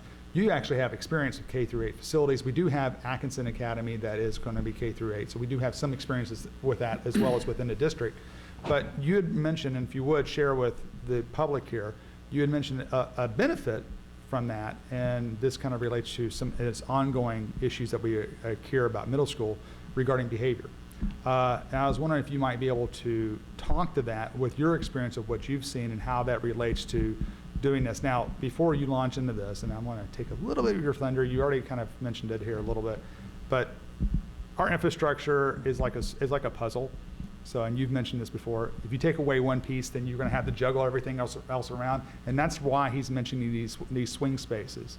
And I was talking to some folks at KSBA this past weekend because I'm on the board of directors. We had our meeting. I brought my prop.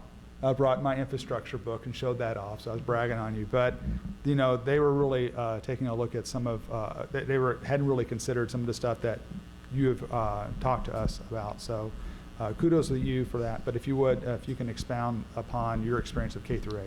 Well, the middle school I was principal of split to become a K-8, and we had a very pyramided system in the district that I was in. You had 4 elementary schools, 2 middle schools, and a high school, and that was an attendance district.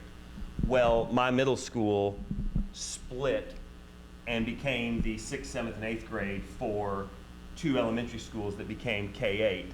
And my introduction to central office was I was project manager for that strategic plan. So I led the growth of the K-8 system in Evansville, Indiana, of getting the schools together. So what we found, now, admittedly, the first year, there was a little bit of trepidation from the elementary school teachers. Oh my gosh, we're going to have middle schoolers in here. But when they realized the middle schoolers they had in there was the 5th grader they had a year ago or the 5th grader they had 2 years ago. But what we found after 2 years, they were all the same kids. Kids never left. For children of poverty, for at-risk kids, transitions are not a good thing. Stability is important. The other thing that you find with K-8s is your middle school classes are smaller because your elementary school classes of kids are smaller.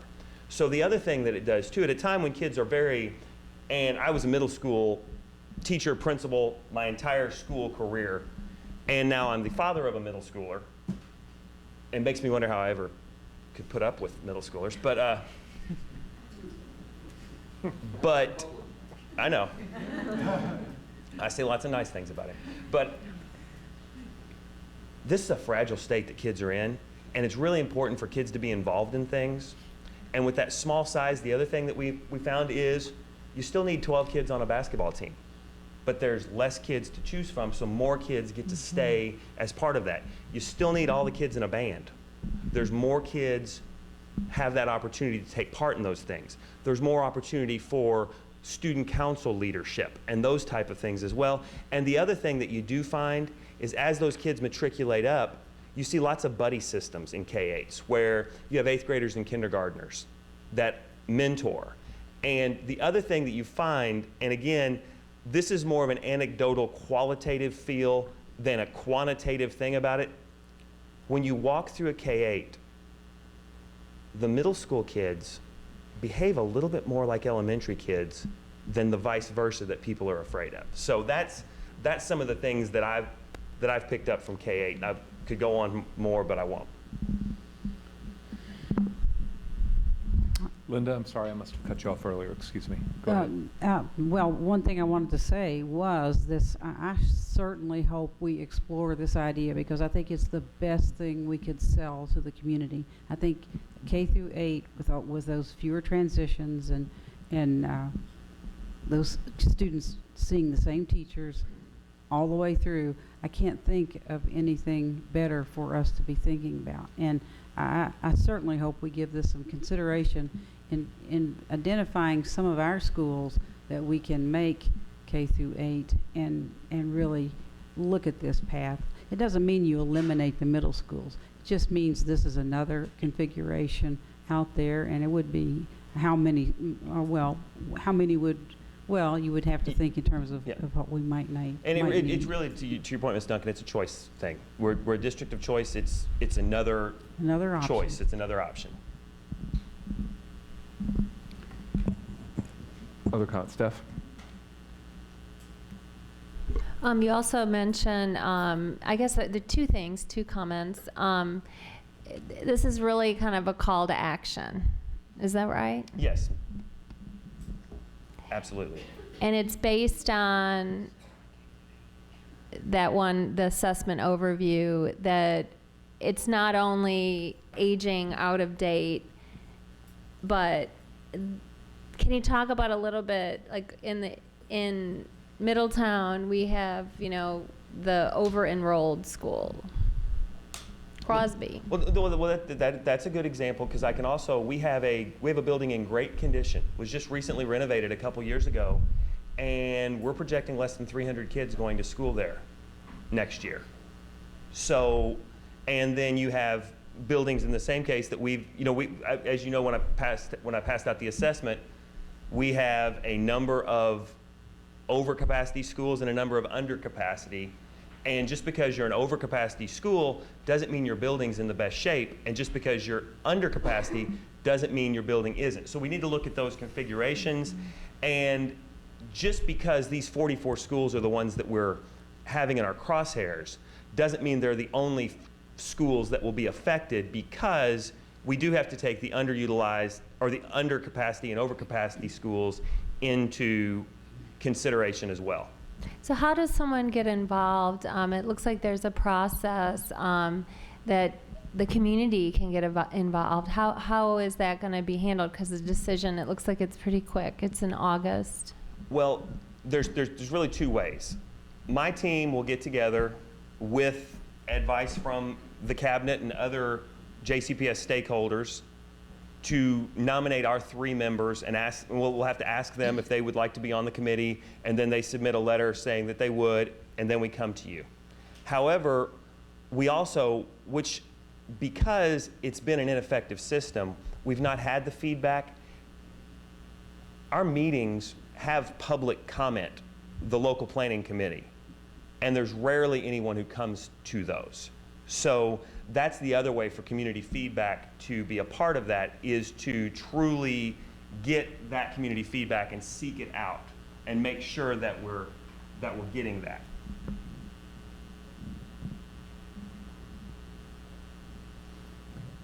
Okay. Are there other comments, questions? Diane? Thank you, Dr. Razor, for the report, and more importantly, thank you for this assessment book, because we've never, well, I won't say never, we've not lately had anything like that that gives us some guidance. As we talk about the early childhood centers, yesterday I had an opportunity to be at Camp Edwards and to see the facility and the number of students that are there, which is a small number of students, and I know we're going to duplicate that at the Riverport also.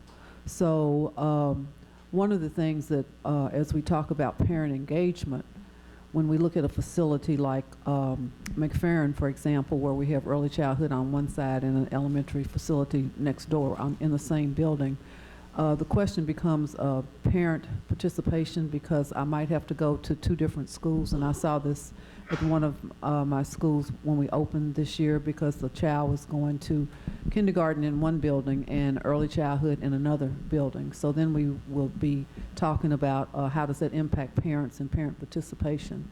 And so I'm interested in knowing more information about that and the numbers of students that we would accommodate, because many times those that go to early childhood in a particular building will stay there for elementary school, so I'm very interested in that.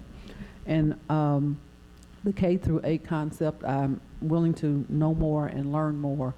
I know that sometimes you say K through 8, go do it, and it happens, but sometimes it doesn't. So that's a careful planning process.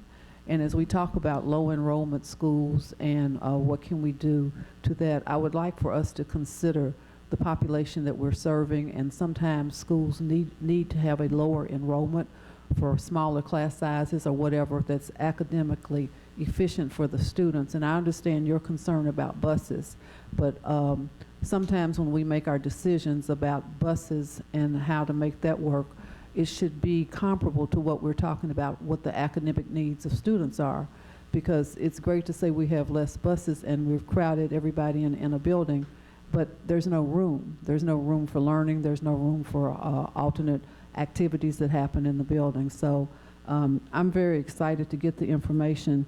It was very eye-opening for me, because I have, I think, a number of the schools that you have mentioned.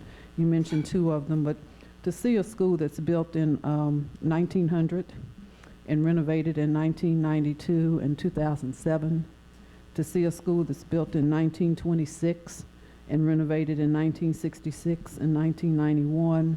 And all of these schools that I listed from your report are schools that should have been scheduled to have air conditioners in 2009, 10, 11, and 12.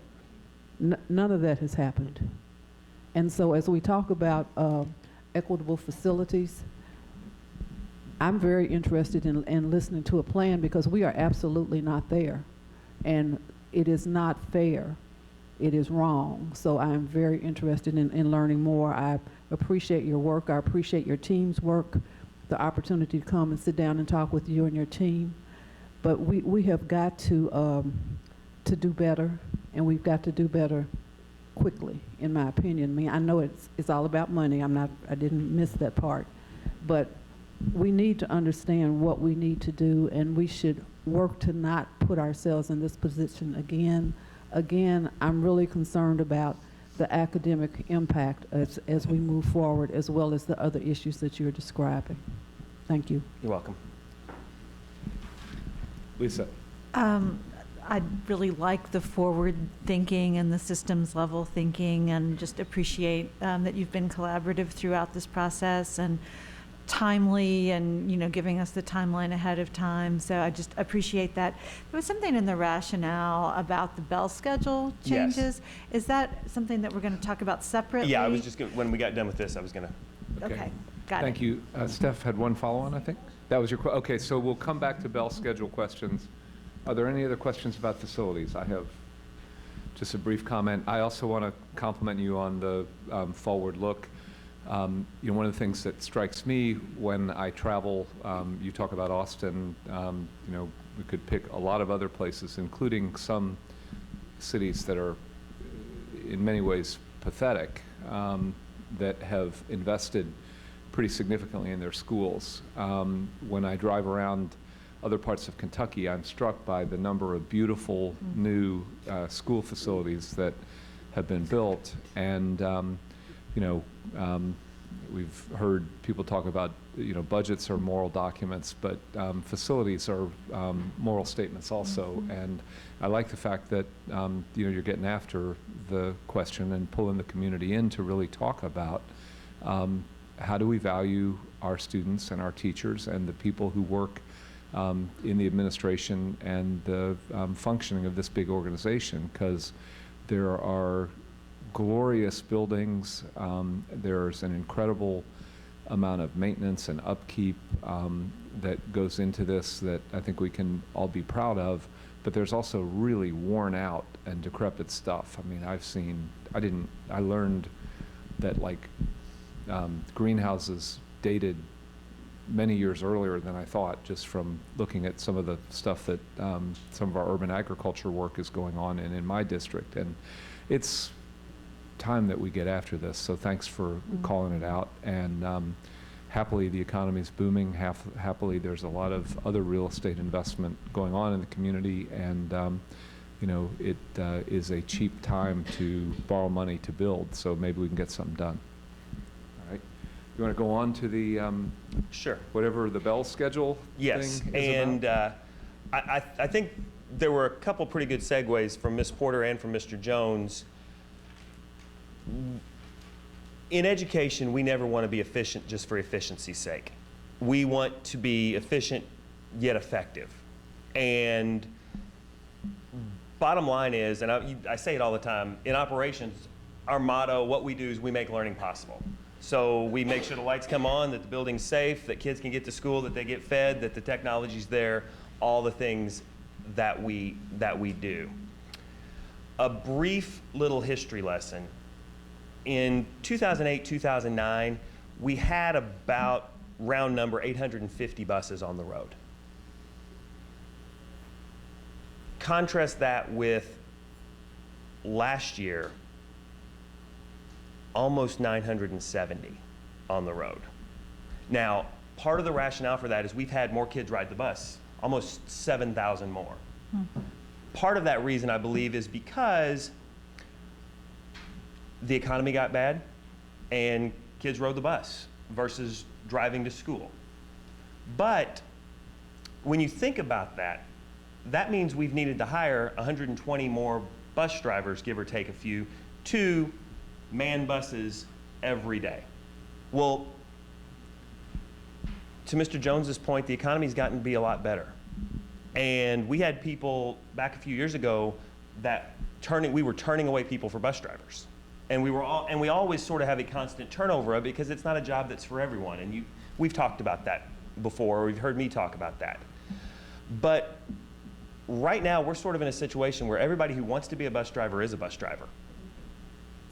And we compliment them. I appreciate what they do, but we're really in a point where last year for the entire second semester, we had compound staff driving buses every day, which meant they weren't doing their job, and they were having to find time to do that, or things were being missed, which customer service then suffered, and it's just a flywheel. So this summer we were building routes, and I want to preface something because I heard something a few times that I completely agree with. I'm a no surprises kind of guy, so this isn't a surprise to be sprung. This is sort of just where we're at. We were building routes a few weeks ago, and Rick Capel came to me and said, Mike, I don't think it's going to work. And you all know Rick's retiring, and so I said, let's brainstorm on what can we do, how can we reduce bus routes? Because our goal is to have the same number of elementary and middle routes, elementary and middle high routes, because that then gives us needing the same amount of buses because they run at different times. And then we have many less early childhood buses that run even later, around 200-300 buses there doing that. And like I said, around 950 this past year running middle and high and elementary routes. So we started talking, and someone brought up the fact of, as I mentioned, we needed ESL space. Well, Myers just moved out of Wagner, and I'm sorry I'm kind of going into the weeds to this, but I want to show you how fluid this was. And somebody said, well, if ESL was on a different bell schedule, we could transport those kids to Wagner if we needed the room. And Rick and I were on the phone talking about that, and a light went off and said, that's it. If we could reconfigure bell schedules, we don't have a driver shortage any longer. We're actually in good shape for the first time in 2 years where we'd like to be. So we looked at what that would look like and what that would take, and this has been very fluid. So it's really, Dr. Harkins and I have talked about it, it's become a chicken or the egg thing. You know, you can't tell people something that you don't know exactly what it's going to look like.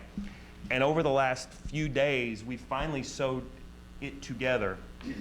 And if we would move our TAP schools, Minor Daniels Academy, and Breckenridge Metro to the elementary bell schedule, we could drop from 964 buses the first week of school last year to 971 buses, or 871 buses, 93 less buses, by efficiencies that we have created. I'd love to stand in front of you and tell you about all the wonderful brain research that shows adolescent children, especially at-risk adolescent children, a later start time is better for them. I'd love to stand in front of you and tell you that it saves $5.58 million, because it does. But the reason I am standing in front of you and pitching this idea towards you to mull over is it makes us have a sustainable transportation system this year, and I don't know if that's possible without some sort of drastic move like this. So it's not, I would love to come to you in October of last year as well and said, hey, we're thinking about this, but this is just how things have played out. So my recommendation to you would be for us to, now that we've showed it can work, go to the schools, talk with the schools about this. We've talked with the administration of some of the schools already to get their feel on it. Talk with the union, get their feedback about their teachers and what that would look like, and potentially ask for a vote in the future for this to happen. Okay. Lisa? So, yeah, I mean, it's a great idea for all kinds of reasons, and the sleep being a huge one. I mean, probably all of our adolescents should be starting school later, which is a conversation for another time. And it was so enormously frustrating to me this past year with the bus driver shortage, and it was so often the alternative school students who didn't have a bus ride to school. So I appreciate the creativity and the flexibility and all of this. However, as the board member for Breckenridge Metro, my inbox is full from teachers who are so distraught that this news came out. And so I just, some of the reasons they're distraught are because some of them have after-school coaching jobs at other schools. Some of them have childcare arrangements that hinge around the schedule that they are on. There are a lot of teachers at Breck Metro who've been there for a long time. In fact, some who went into teaching specifically to be at that school with that population. And they've, don't even know if they would have a chance to transfer out given the timing of all this. So I understand the fix we're in. I understand that this is, a really great solution in some ways, but please have those conversations. I don't know what that would even look like to have accommodations for some of these teachers. The other issue is students. Tom Hudson gave us a book, Better Budgeting, Smarter Budget, Smarter Schools. One of the strong recommendations in there, it's like, this is just a quick fix. Make sure every school is on the same bell schedule. So, we've just read that this is a great budgeting idea, and I understand, every situation is different. But please really, really, really talk to people. We have high school students. One of the things with the alternative schools is that kids transition in and out of those schools. They may be at Breckenridge Metro for a time and then go back to their reside school, the same with Minor Daniels Academy. A lot of these students have after-school jobs. A lot of them have family responsibilities where they're looking out for family members. And so if they're transitioning from one schedule to another throughout the school year, it could really wreak havoc in families' lives. And I don't want to be a naysayer at all because, again, it has so much to recommend it. But please go to the table and figure stuff out with all of these concerns in mind. And something that we hope makes it better. Initially, as the story came out, and I was on vacation and I was like, oh, wow. It was early childhood bell schedule, which is 4:45. Now this is down to 3:45, which I hope is a better accommodation for people. It's less of a change. It took some real pencil sharpening on my teams because they were already getting that feedback. But I hear all that and definitely take it to consideration. Thank you. Okay. Linda? Well, I was just curious about the bus drivers. I know alternative school bus drivers, some of them run elementary runs and alternative school, and it takes a special person to drive alternative school kids. So have you talked with them? Are they involved in this? We've chatted with the Teamsters about it, and what they would do in this case, if you had someone who drove an MDA bus, they would have that during their elementary time, and then they would drive a middle or a high first thing in the morning. We would pair the routes together like that, so their day would look just like it was before. It's just from that 8 o'clock run that they make would be a TAP or a Metro bus. Steph?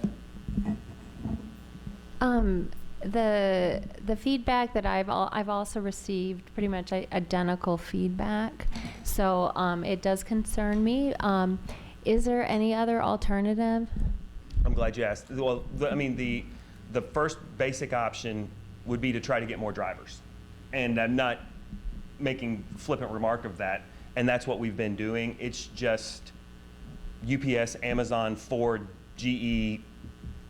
If you want a job like that, those are out there.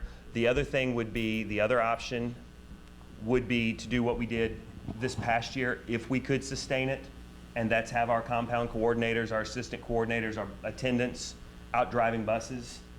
But that's an exhaustible resource, and I can tell you by the end of the year, that resource was exhausted. Is there, if the research shows that, older children do better going to school later, have we thought about looking at some of our, just across the district, and starting to plan out if any schools would be interested in switching You know, I mean, is there any I mean, I don't know. Well, we've thought we've thought all thoughts on this because we're in a situation where we have to make decisions fast on my team. So we've looked at that right now being the summer, and given the fact that the Metro buses are countywide buses, the TAP buses are pretty much east of 65, west of 65, really easy to consolidate. So many of our other buses aren't, and there's a lot of them, and a lot sounds like a good thing, but if we shift too many over, then we've got uneven numbers and we're running highly inefficient routes that nobody would bid on. But for the future, I mean, if you wanted to plan it out for, I mean, obviously something has to be done, so we have to make a decision, and we will. But for the future, you know, looking at doing some planning, so next year there could be movement if schools wanted to take that on as a group. You know, their SBDM could vote that they want to be on a 9 o'clock start. I mean, are we going to try to do anything like that? Well, to Miss Wilner's point, in our situation, having 2 bell times with the exact same number of buses on each bell time is the ideal thing for us to do, because it would mean us having 1,800 buses out on the road without that. But sort of bleeding back into the first presentation, as we look at K-8s, as we look at different configurations, I think we would look at those bell times at what would happen again, not just from an efficiency standpoint, but what's effective for kids, that's best for kids as well and families. So operations are complex. Thank you for showing creativity. I want to just express the hope that what we talked about last year, picking on the superintendent in her performance review, but it goes to everybody. We need to create a rhythmic cadence of operational excellence. So I hope you'll come back to the board with a proposal that takes count of all the different issues and you know, figures out how to do something that we can implement coherently and successfully. So thank you very much, and let's move on to our next item. Okay? The next item is the Say Yes to Education initiative, and there are no speakers on this.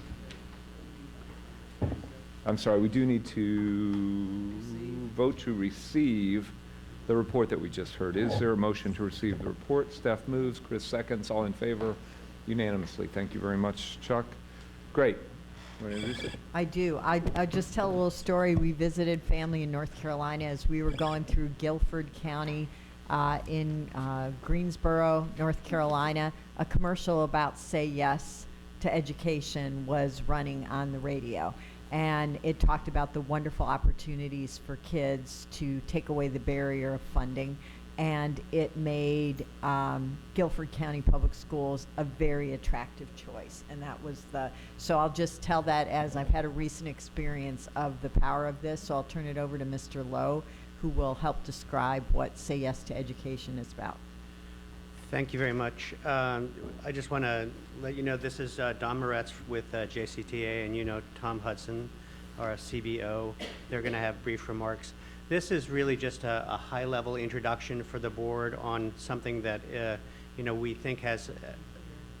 Sorry. So this is really just a high-level overview, a brief overview. It's something that will come back to you as plans proceed and move forward.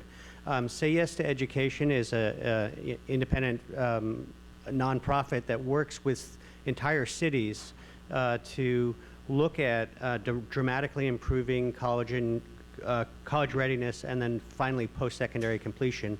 And it has sort of a requirement of a local commitment on several levels, and multiple structures that help move it forward. Say Yes has been sort of engaged with a set of folks within Louisville over the last 4 months, having conversations and looking at the possibility that Louisville Metro could be the next Say Yes community. And so we wanted to share this with you and kind of give you an idea of what it would look like. And it's pretty exciting stuff. Right now there are 3 Say Yes districts: Syracuse, Buffalo, and Guilford County, as Dr. Hargan said. We're at the point right now where a group of folks is looking at developing an application to, we've been invited to apply essentially. And so we're kind of working through that and also bringing together sets of folks, including you all and then other, community members to talk about the opportunity. So I only have 3 PowerPoint slides, but the visuals I think help kind of give you an idea of sort of how it's all structured. The first part is that the structure creates the opportunity for 100% tuition scholarships for any student that graduates from high school in the district, and that's funded essentially in a couple of ways. First, by local fundraising to create an endowment that would pay last dollar in scholarships for public institutions in the state, and then relationships with non-public schools where scholarships would be available to students that are eligible otherwise to get there. So that's the carrot. You have this amazing opportunity where you can go to families and kids and say, if you do the work to get to graduating from college, you have this opportunity. You have a guarantee of scholarship. Now that's a big lift, right? So a local district might have to raise $75 or $100 million in local to create an endowment. So that's part of it. Connected to that is that Say Yes Foundation commits $15 million to build capacity over 5 years to create an infrastructure that would allow for sustainability over time. So they're here for 5 years and they're putting money on the table, but at the same time the expectation is that the community would build capacity.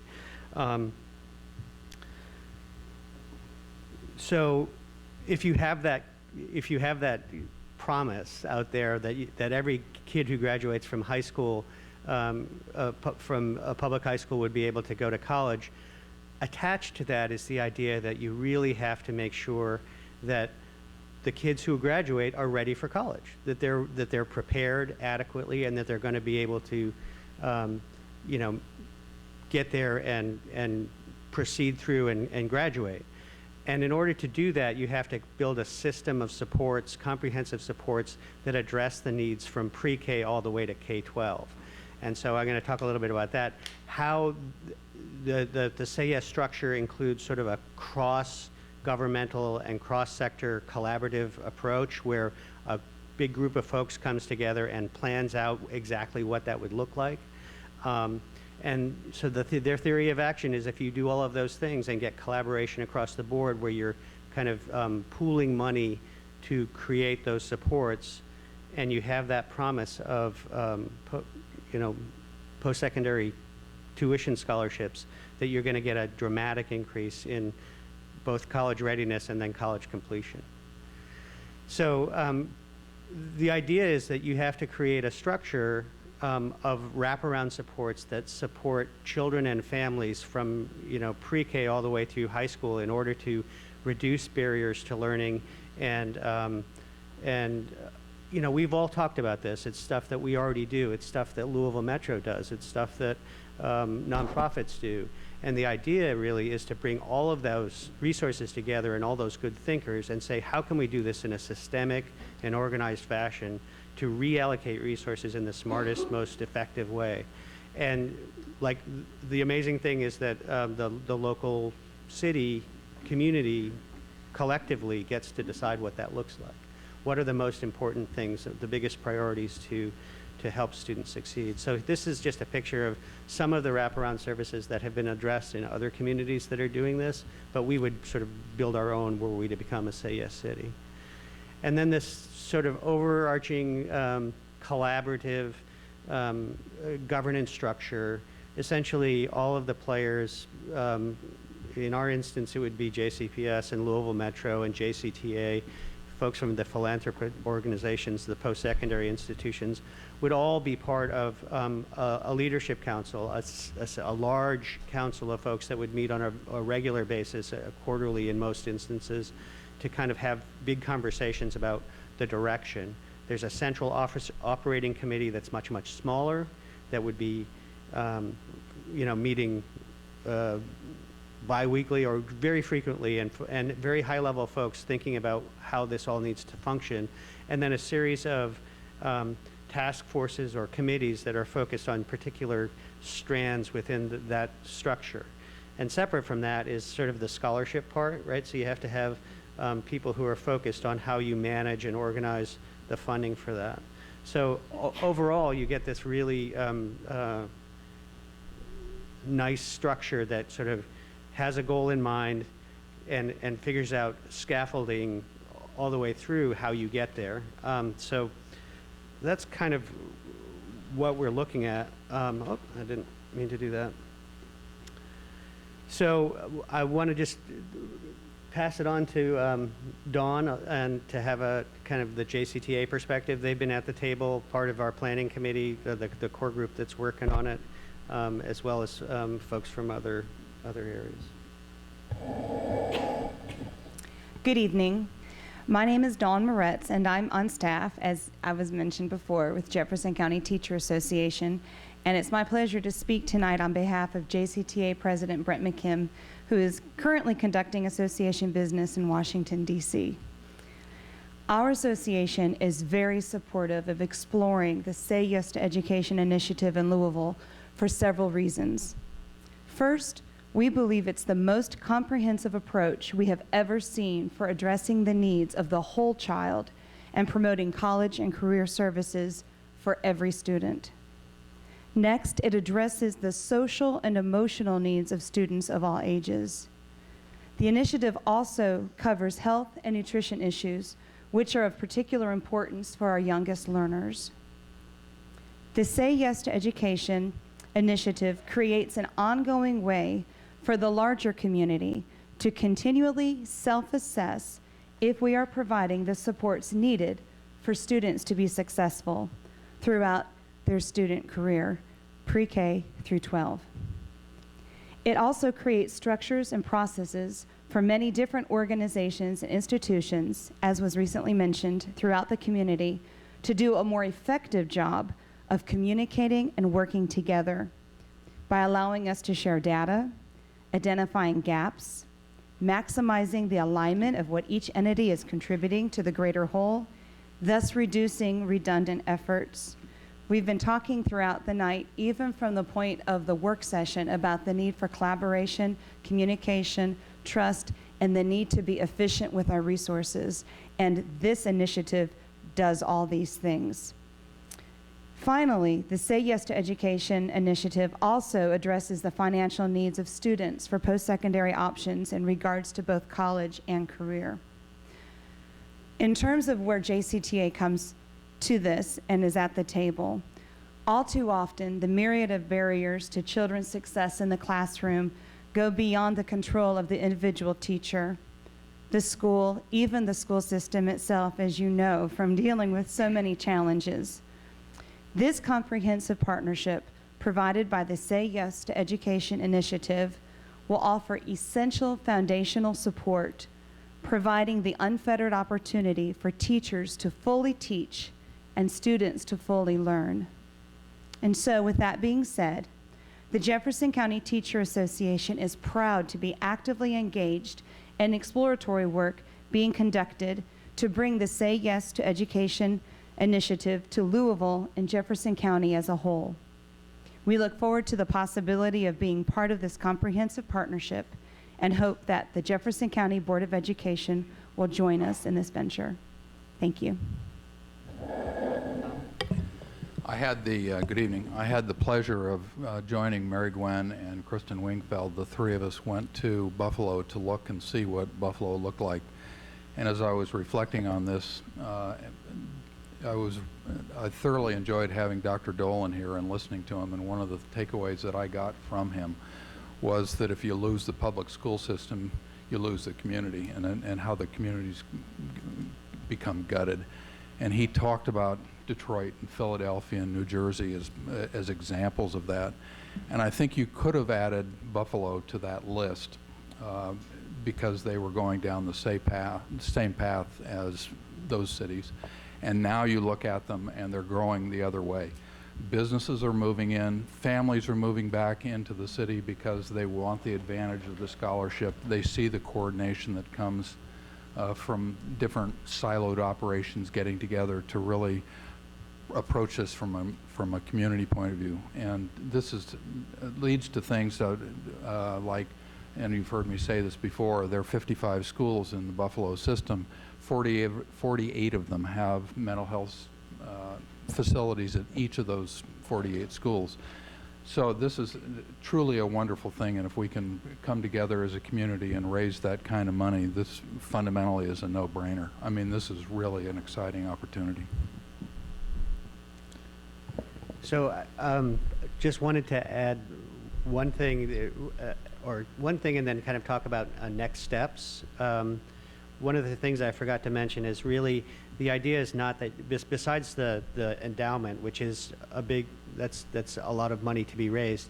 The idea with the wraparound service is not necessarily to get additional funds, but to reallocate funds from across the community and align them so that they're all heading in the same direction and being used more efficiently and effectively. So it's not about additional money for those services, but to provide those services in a sort of comprehensive, collaborative, community-wide way.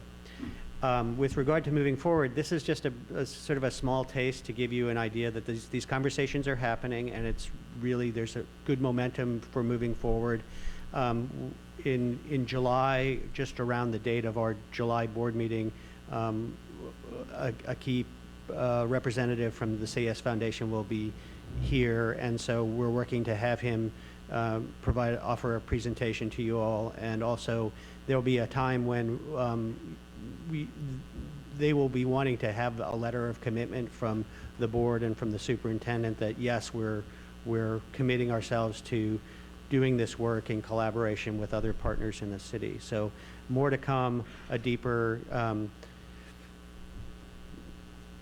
explanation of how it all kind of hangs together from the folks that are implementing it in other places.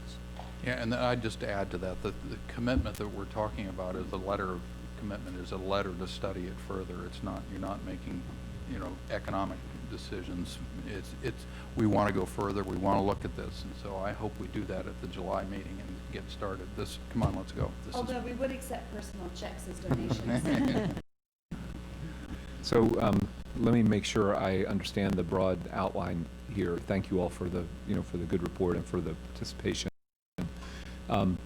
This national called Say Yes wants to come to Louisville and put up $15 million of its own money to do the work over several years to pull together basically out of school time and wraparound service supports that already exist in our community but are discoordinated and not getting to where they might best be used. So for example, mental health services in the classroom, redeploy some of the funding that is in the community already, but bring it within the schools where the children are, just as one possible example that Buffalo has done. Yes.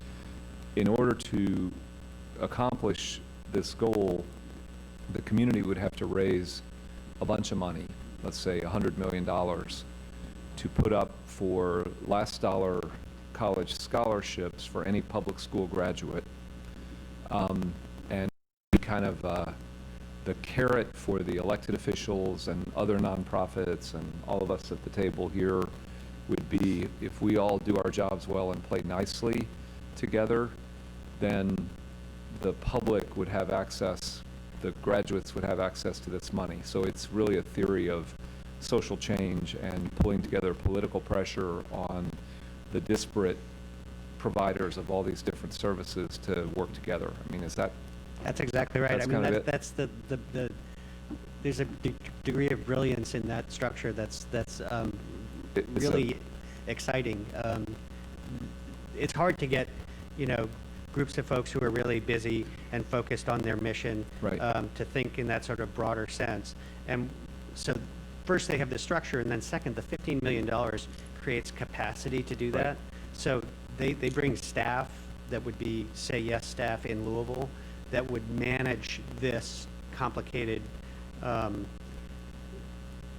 thing and allow sort of our community to build its own capacity over time to the place where we can run the thing for the long term. And they have somehow concluded that Louisville is the kind of place where people work together well enough that this might actually happen. Yeah, so you don't get an RFP unless they want to give it to you. Like, Right. There was a conversation before, an application was done. And I think it's because you have, the mayor just received an award for the Cradle to Career stuff at the National Conference of Mayors, or a national entity. And there are other places, we have a post-secondary goal that's solid and has been in place for a long time. We have a commitment from our board for a strategic plan that, is clearly very closely aligned to this work. And so external folks are looking at that and say, this is a place ripe for forward movement. Okay, thanks. Other comments, questions? Yeah, Chris. One question, one comment. First question, at these other cities where this initiative has gone through, to me on paper, and I think Chair Jones just kind of mentioned this, it seems to be a slam dunk. What could possibly, why would you ever say no to that? Yeah, exactly. So my question is, good point. So my question is, in these other cities, has there been any complicating issues or something that has come up, or has there been something that we're not seeing here? I'm just kind of curious about that. So I don't know. I'm just curious. I don't know a whole lot about that. I do know that Syracuse was the first city, and their structure didn't look quite the way it was. There were lessons learned there that have been implemented in Buffalo and Guilford County, and I think that they're sort of that seems to have taken off faster maybe than it did in Syracuse. So we're the beneficiary. We would be the beneficiaries of those lessons learned. And then the second thing is local context is everything. So if you have a particular political structure that's in place or a set of personalities or whatever, that will have to be navigated. I think another benefit that Louisville has is in comparison to many cities, people play pretty well together around here. We have good conversations with our partners in ways that lots of cities, wish they had. Okay. I would say yes, there will be complicating factors. I don't think there's any question about it. What do you foresee? Just getting people together and it's just like the change we're going through. This is going to be a big change that we end up doing. So there are going to be struggles, but that's the exciting thing about getting the attraction of this overcomes that. And when you go to Buffalo and listen to the president of the PTA talking to the president of the union, where they used to literally almost have fistfights over stuff, right? They're now sitting at the table, they're now working together, and the pressure of the other entities that are all there, that it's all in the sunlight, right? And there are no shadows here. Kind of like what I'm seeing right now? That's right. All right. See? So she touched me. I'm the HR department. Okay. I've been so now that we've broken bread and created miracles here, now we're going to move on. All right. So here's something, and this kind of goes back to my earlier point when we were talking about superintendent evaluation. Look behind you. I see the camera from our cable company, and I see one news camera. And earlier today, there were a whole lot more news cameras back there. Some people are going to look at tonight's activities and say the superintendent evaluation is the headline thing, and it's important, and it's going to get attention. Other people might say Dr. Razor's report about infrastructure is something that JCPS is looking at doing new things, and let's talk about that. And that's important, and it deserves attention. This should be the headline. We have the opportunity to pay for college for every public school graduate. That should be the headline, and it should trump Trump. And it's not. Thank you.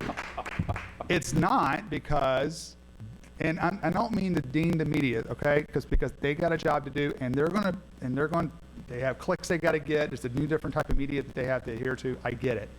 But this is one of those wonderful things that is it has the potential to be a complete game changer. draw a lot of businesses into here. This is one of those things that will be a draw to the city. The mayor has already laid some of the groundwork. This board, the school district, the superintendent, everyone, teachers, everyone has laid the groundwork for this to get this RFP. But we really need to take it upon each of us to really kind of push this out there and say, did you hear what just happened at this meeting in the middle of the summer? What we're actually looking at proposing here? And that is just incredible. Now, we have a great park system that we just has the private-public partnership, and some of the leaders in Washington were able to get a fairly large amount of money to bring that together. That's a park system, worthy effort. It's mostly in my district, and I like it, but it's completely in my district. But the amount of money is probably comparable to get that done than it is to get this done. So it's not impossible. It's 160 and this is only Yeah, so okay, it's an even so there you go. It's cheaper, much cheaper, right? But this has, I think, the potential to have much longer term effects. This really should, and I'm talking to you folks back there in the back corner, this really should be at some point, not maybe tonight, because I know you got headlines, but maybe tomorrow or the next day, or not the next tomorrow, but the next day or the next day after that, headline news that we're really trying to make this initiative happen. So, well, if I could, sure, please. One of the exciting parts is that we wanted to come to you because we're still in the quote exploratory stage, but we're so far hearing very good things from a very wide range of people who have been represented at our smaller table, and with the hope that we can have a meeting with the Say Yes Foundation folks on July 26th, and if it could be part of possibly a work session where it'd be early enough in the day where there could be a lot of people in attendance, and then it could meet the deadline for news, then we would be at a much deeper point in the process, and there would be more to share. And I think that that would be what we would want to have happen. Okay. The other thing is when this gentleman comes, and his name escapes me, Gene, when he comes into town, we're also going to have a large community-wide opportunity where people will be invited, several hundred people, community leaders, social service providers, philanthropic universities, and that will be an opportunity to have that bigger conversation with the community. My expectation is that's sort of the first, stepping out of to have wide understanding of the possibilities, and then it will go from there. And we'd like you, the school board, to take the lead here by signing the commitment that we want to proceed. And I think when you see the risk of proceeding is very small, taking the lead to get this done and get going is a good thing to do. And I think worth a headline. You guys are asking for the order like a month early. All right, I'm good. Yeah, there you go. All right. Anything else? Okay, thank you. This is very exciting, and we appreciate your hard work to begin the process of seeing whether there really is an opportunity here. So thank you. Oh yes, is there a motion? I believe Mr. Hadaway just made a motion to receive the report. I'm going to say yes, and Ms. Warren seconds. All in favor? Aye. Passes. Thank you very much. Next comes the consent calendar, which Dr. Hargens has previously recommended. We have one speaker on a topic within the consent calendar. That is Mike Mulhern. Mr. Mulhern, are you here? Okay, here it comes. Here it comes. Great.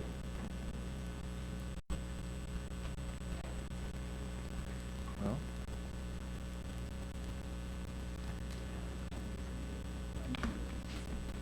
Is it coming?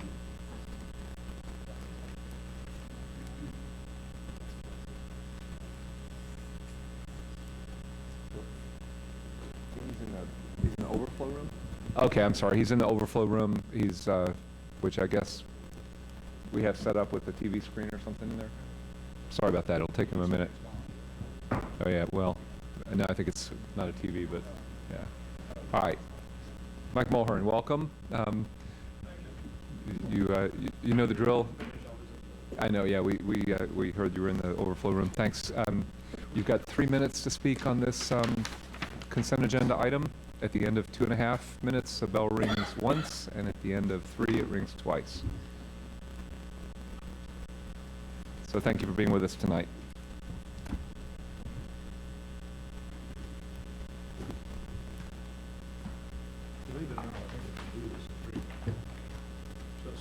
You can choose, and your time doesn't start until you're situated. So, yep.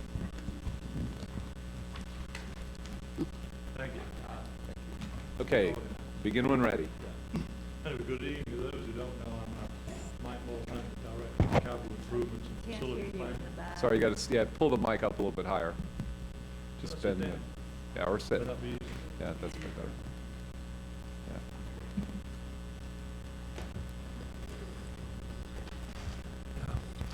Can you hear me now?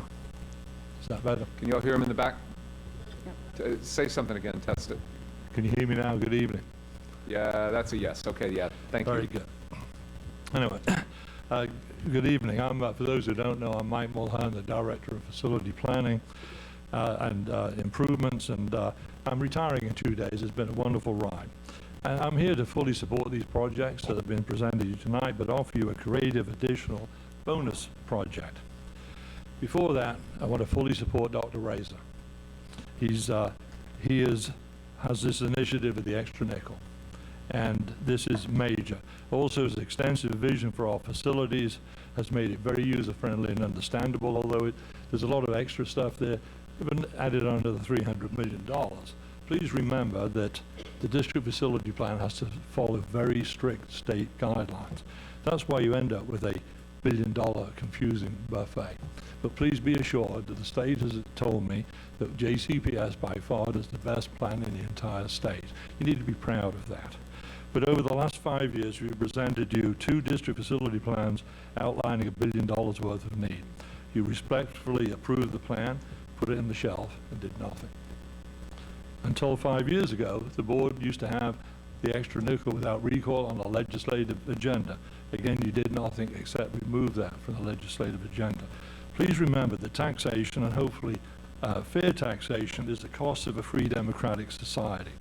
When you enact the extra nickel, as Fayette County was brave enough to do, people don't always like going from 5 to 10 cents, but it's a free country. They can move to an adjacent county. They can move to Oldham County. Oh, they're paying 20 cents. If they don't want to pay that much, they can move to Bullitt County or to Shelby County. They're paying 15. I was shocked on Sunday. I was talking to our church music director. He lives in Bullitt County, a former teacher. And I said to him, what do you think about paying 15 cents property tax? His answer shocked me. We need to pay more. So that's important. Again, please support Dr. Razor and our students and champion that 5 cents. So you can all be proud of that. And obviously, Dr. Hoggins will be fully behind you on that. As regards to BG1, please make a motion to approve the sensible cost approach plan that I've presented to you that follows the established JCPS guidelines, eliminating the excess spending at Kenwood and Medora to the tune of $3.6 million, partly due to the want of a metal roof. Historically, we have 21 metal roofs in our district. 18 of them have failed. 17 had to be replaced, and one needs major renovation. Let's not repeat those mistakes, although we've been told those mistakes will never happen again. We can add back South Park Tap and support a wonderful school that doesn't have a voice like the typical elementary, middle, and high school. If we cancel any of the other projects, Medora, like Miss Duncan's district, or Kenwood in Mr. Hadaway's district, or maybe totally in Mr. Brady's district, you would have heard that. So please put that project back. We can do it, we can afford it, and we're following established standard. Do the right thing. I've been accused of supporting all students. I heard that in my last district too, especially the underrepresented. And I hope that you have those values. You do have those values also. So please do the right thing and be the best possible stewards of the taxpayers' money. Thank you, Mr. Mahorn. Thank you very much. Okay, we're now on to the consent agenda. It's been recommended by Dr. Hargens. Is there a motion? Okay, Lisa moves. Is there a second? Linda seconds. All in favor? Okay, that passes. Ms. Porter has stepped out, I guess. So consent agenda is adopted. Next comes the board planning calendar. Is there any discussion of the board planning calendar?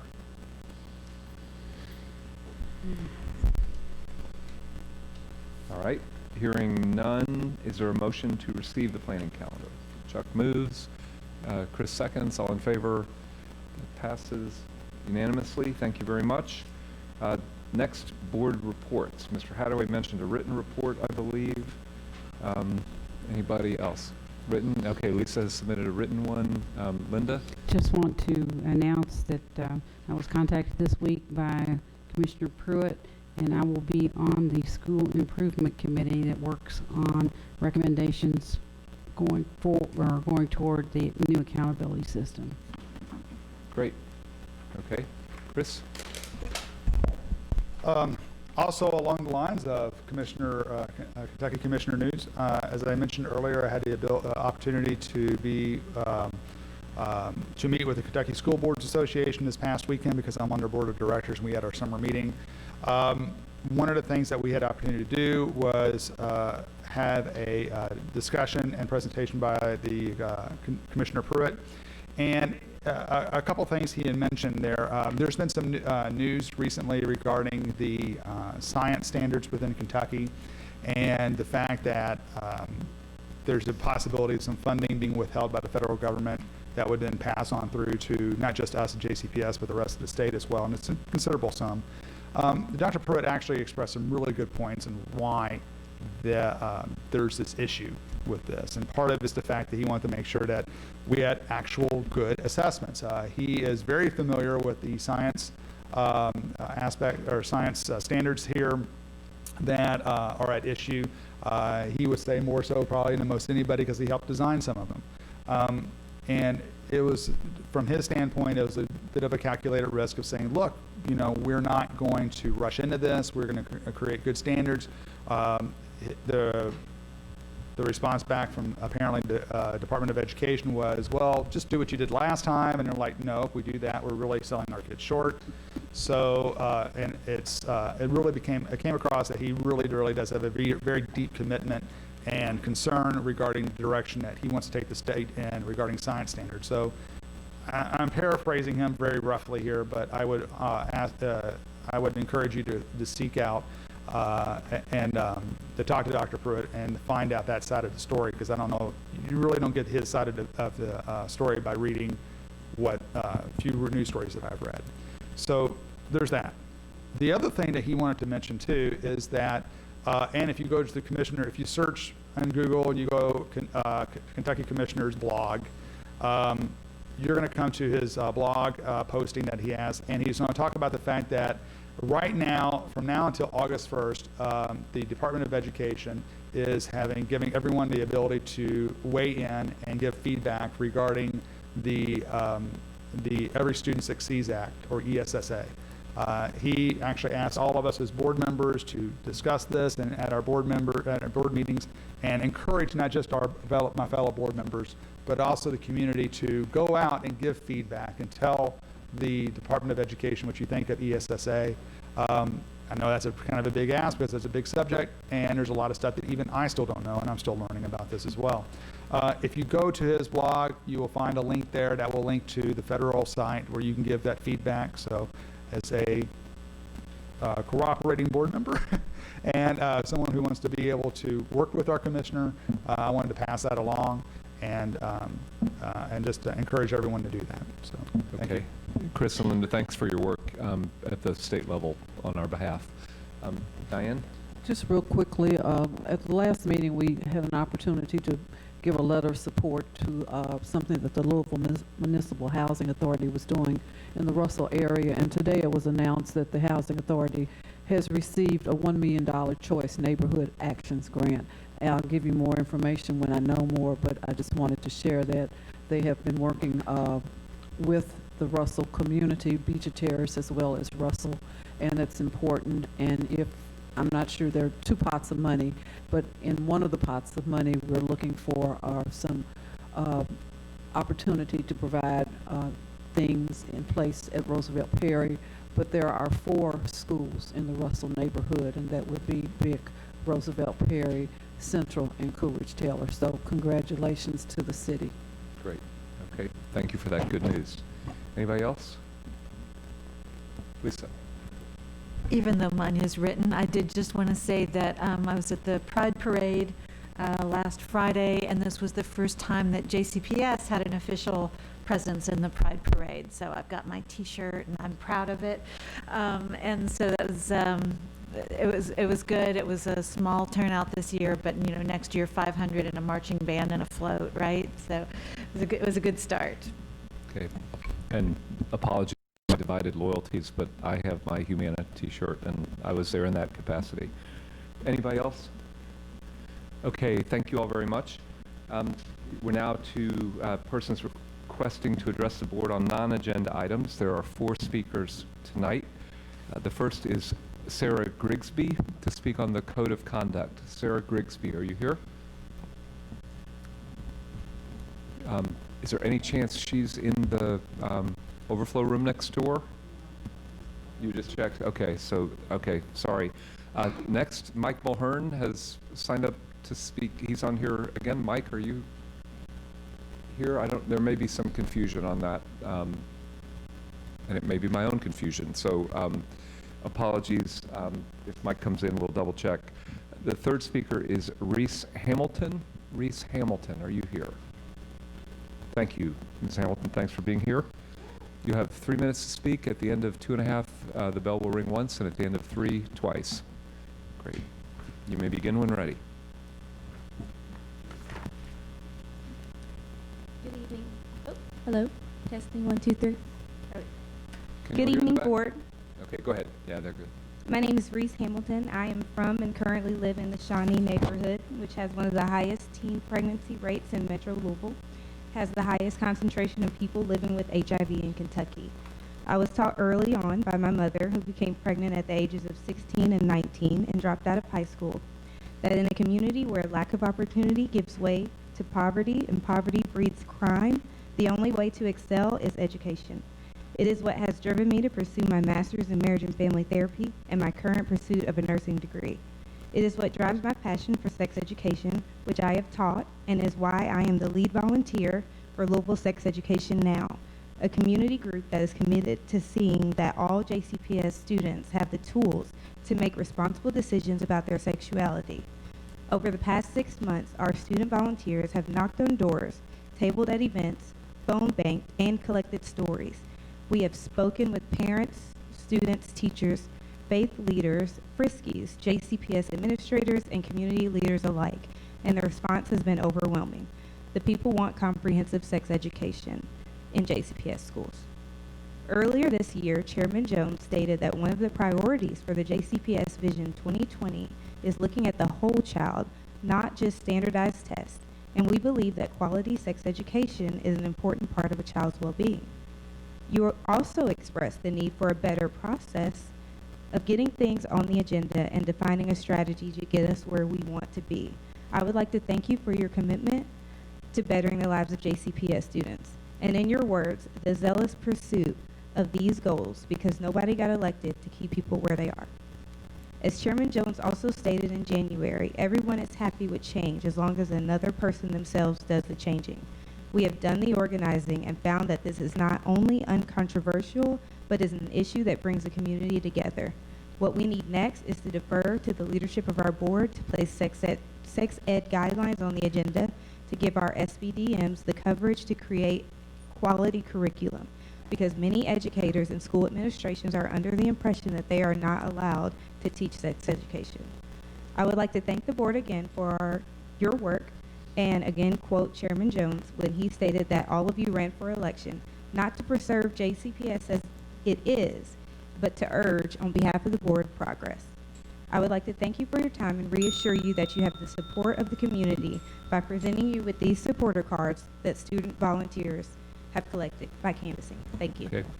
Thank you very much.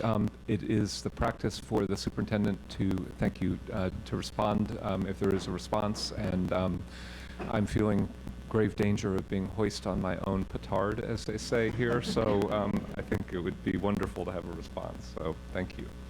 All right. Next speaker is Rob Matthew. Rob, is Rob here? Yeah. Are you passing?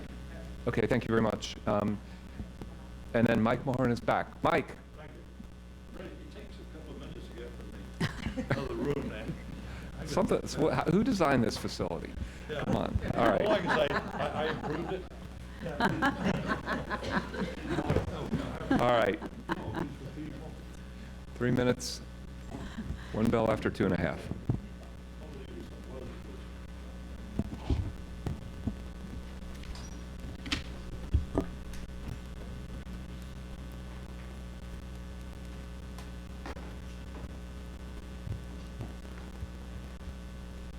I'm starting that. We have a wonderful system. As you know me, I can't do anything in 3 minutes. Well, Okay, you may begin. okay, thank you. Good evening. Allow me to thank you for the opportunity to serve this district for the last 16 years. I've worked with many talented people, and we are proud of the contributions to maximize the resources to deliver the best possible outcomes in the area of facilities and transportation for our students and staff. The board is to be commended. You had the courage to stand up and run for school board. You put on your shining armor, you took on the fight and succeeded. During the last 5 years, collectively, you've approved more resources in the area of administration and academics. Administration-wise, you've approved the expansion from 1 to 6 chiefs, other oversight positions, assistant superintendents from 3 to 8, along with ETCs. Unfortunately, that took top principals away from schools, and the creation of 190 assistant principals. It took 90 master teachers out of classrooms. It impacted 13,500 students. Now, I'm not saying it's a bad thing. You're the judge of that. I'm certainly no expert on that. Unfortunately, there's been mistakes made along the way. I'm going to try and paraphrase. Despite all your excellent work, it had to be paid for somehow. And the thing is, you can't have great schools without great support, and that's where the support suffered. And you made a lot of mistakes. Not any individual, but collectively as a board. You made 130 million mistakes. That is the number of dollars. The legislature sets out a process of how you can raise taxes to 4%. You can raise it higher than that, but it's actually subject to recall, but our board historically has never turned that down. You turned away $130 million. You need to reverse that. Put back on that coat of shining armor, get that bravery, don't fall in line with the politics, and do what you can do best for our kids. But again, we had a great system.